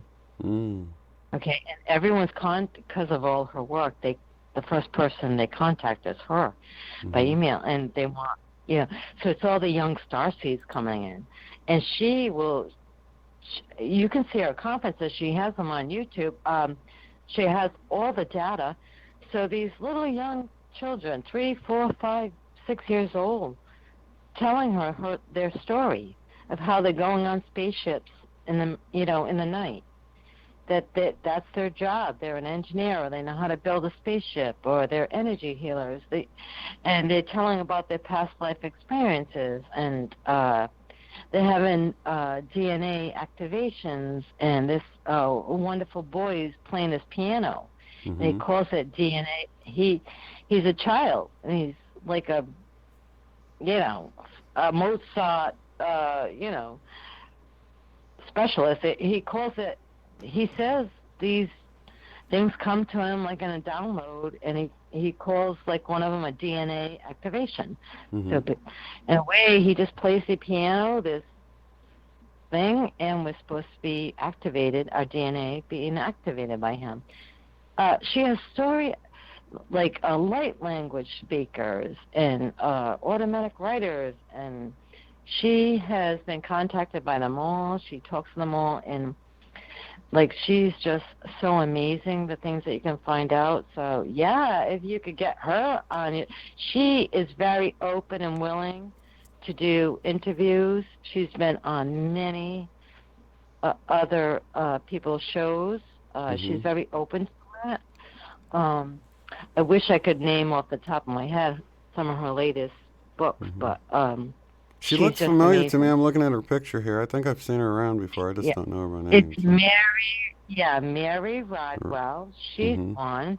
And the other one that's like her, that's also a hypnotherapist, and she definitely was working with the hybrids. They're both working a lot with the hybrids. And the other one was Barbara Lamb. Oh, Barbara So, Lamb, and they're both, okay. yeah, they're both elderly women, been doing this for years and years. They have books out. They've been doing the circuit, like doing all the things. And I would love to have you, I'm telling you, they're very open to interviews. So if you contact Very them, they good. know about, Yeah, I absolutely. would Do you love know to do that. who Marilyn Hughes is, by any chance? I'm sorry, say that again? Do you know who Marilyn Hughes is, the author, paranormal researcher? No. She's going to be on Monday. I'm really excited to have her on. So she'll be on Paranormal Frequencies Monday, yeah. Okay, but you so can always that's go Monday. to the website, uotf.net, and it has the schedule of upcoming shows. So if you ever want to try to catch one live or something, you can just tune into there. And the cool thing about it is it'll put it in your own time. So whatever time zone you're in, you can look and see when the upcoming show is in your own time zone. Okay. And the other thing I lost track of is, did you have a trip planned for, what is it called? Etsy? ESETI, yeah. Etsy. Yeah. Did you go? It's going to be When? August 8th, the 8/8 portal. Oh, it hasn't come up yet. No, it's about a month away, a little less than a month. Okay, because I've been seeing a lot of stuff about that recently, and I keep thinking I really need to go because there's so many, like, you're guaranteed to see UFOs and see other things. Like, there's so much online with that guy there. So you're going. Oh, yeah, James Gilliland and the ESETI Ranch. Yeah, we'll be there. And matter of fact, they just had this 4th of July event, so there was a lot of YouTubers there putting stuff out like Edge of Wonder and Jordan Sather's Destroying the Illusion. And who else was there? A few smaller YouTube channels that broadcast it live from there. I can't even think of their names right now. Okay, But so the August 8th, is an event that, are you putting it together, or is it, it's how's just this the working? it's just the Skywatch weekend. So the one they just had, they had big speakers there like Corey Good and all that. It's not like that for our weekend. It's just us hanging out, checking out craft, and just hanging out. It's But not 'cause we're any speakers. That's one of my things. I've never seen as much as I believe in them, and I call them. I've never seen a UFO. I believe in them so amazingly, you know. So I want to actually have an experience. So if something happens and we're all standing there together, and you're all seeing a UFO and I'm not, what is wrong with me? Because I'm all about it. So Can you make it over August there? 8th, oh, I could. Yeah, and I don't even know where it is. Where is it? Washington. It's a pretty long haul. It's the opposite side of the. Oh, that's okay. Yeah. Believe me, I find It's really like 30 cheap, hours like- for me, like and I'm in Tulsa, so I'm closer than you. Driving. Yeah, driving. Yeah. Yeah, but this is in Washington State, Yeah. right? Yeah, So, but it's near Trout Lake. It's about an hour and a half if you fly into Portland. That's the closest airport, and then you can. That's get what I'm a- saying. So if I flew into Portland, Oregon, and how much of a drive would it be? Hour and a half? It's an hour and a half, yeah. And you can get on the website, uotf.net, on the forum, and try to, if you want to try to find a ride from the airport to ESETI with someone else and split the cost of a rental or something like that. So. Yeah. So I don't understand when I see this guy on YouTube all the time. Is he the owner of the land? Yeah, James Gilliland? Yeah. Yeah. Yeah, he owns the land. So the ranch. he invites everyone up and say, hey, it's a nightly show. It happens all the time. Come up and see for yourself, come see right? for yourself. Yep, exactly. So yeah, you'll want to go So to eseti.org and buy tickets for whatever weekend you want to come. There's if you're coming to our weekend, But you'll you guys see it. going to be there August 8th? Yeah, 8th through Yeah, because the. I want to meet you. Yeah, definitely. Yeah, that would be awesome. And do you have some of your regular peeps that are going to be there too, or? Yeah, I'm What trying do to you get a think? head count now, but I'm thinking 50 or so of us will be there. Ah, Yeah, it'll be a big that's get-together. great. Yeah, you should definitely try to make it All out right. if you can. I think I can. So what's happening with our Allison Co? She's been MIA. She's really keeping a low profile. She was just there this past week at that event at ESETI. She lives in Portland, but I don't think she's going to make it out to our event, as far as I know. I think she might. You never know. Well, but I don't think so. Well, here's the thing. If I was going to go out for that event, I would love a session with Allison, but she's so booked far in advance, I don't even think she'd be able to. Yeah, She's that'd so be really difficult. popular now. That's the problem. I mean, what I love is so popular, you can't get a session. Yeah. Well, I'm still I'm booking happy. through the month of July. $111 trying to raise my funds to get to ESETI. So that's what I started to recommend earlier when you were talking about your pets. I'm like, man, you should just have a session. I mean, it doesn't have to be with me, but with someone, and just talk to them directly. Then you can see them and communicate with them all you want, and you'll have that direct experience. I know. I haven't even tried with Allison, but I know she's so booked. I'm like, I'll never have it. And because I'm on the East Coast, and that's all the way on the West Coast. Yeah. But if I could do 2 or 3 things over on the West Coast, then that would definitely say, yeah, I'm going to go, because I got these things. But, yeah, I think that'd be great. I'd love to meet you guys. Well, listen, I know this was the end of your show. I always catch you at the end. Yeah, I do need to get off here. Okay, I'll let you go, Shane. I just wanted to chime in those couple of things, and hopefully I'll meet you soon.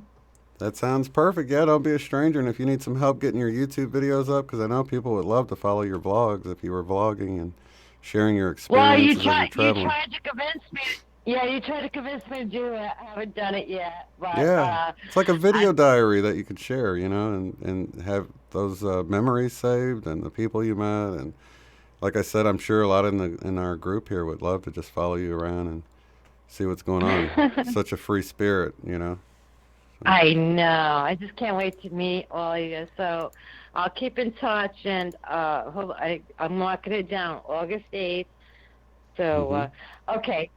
Take care, Shane. Thank you for taking my call. No problem. Okay, have a good one, night, Asher. everyone. Okay, good night, everyone. Lots of love to you. Okay, you too. Bye-bye. Bye-bye. All right, you guys, that's going to wrap it up. A little bit of a long one tonight, but it was fun. And we will be back tomorrow night, Eileen and I, for the Power of 8 at 8. Thank you guys so much for joining and watching, and those listening on double time later. I'm sure people like to knock the 2 hours out quick on double time later. And I'm sure I sound really funny right now. Somebody said I sound funny when I'm laughing at double speed, so there you go. So yeah, you can just email me directly if you're interested in a BQH session. Please do not hesitate, uotf.net. There's a contact page there. And it's got my email address on that page if you want to email me directly. It's shanecrob@gmail.com. It's just my name, my middle initial, and first 3 letters of my last name. So shanecrob@gmail.com. And just let me know you want to have a session. And you can also contact me through the contact page on the contact form of the website. So if uotf.net is easier, that link is also in the description box below. But we'll see you guys tomorrow on Power of 8 at 8 with Eileen. Lots of love and light to each and every one of you. Have a good one.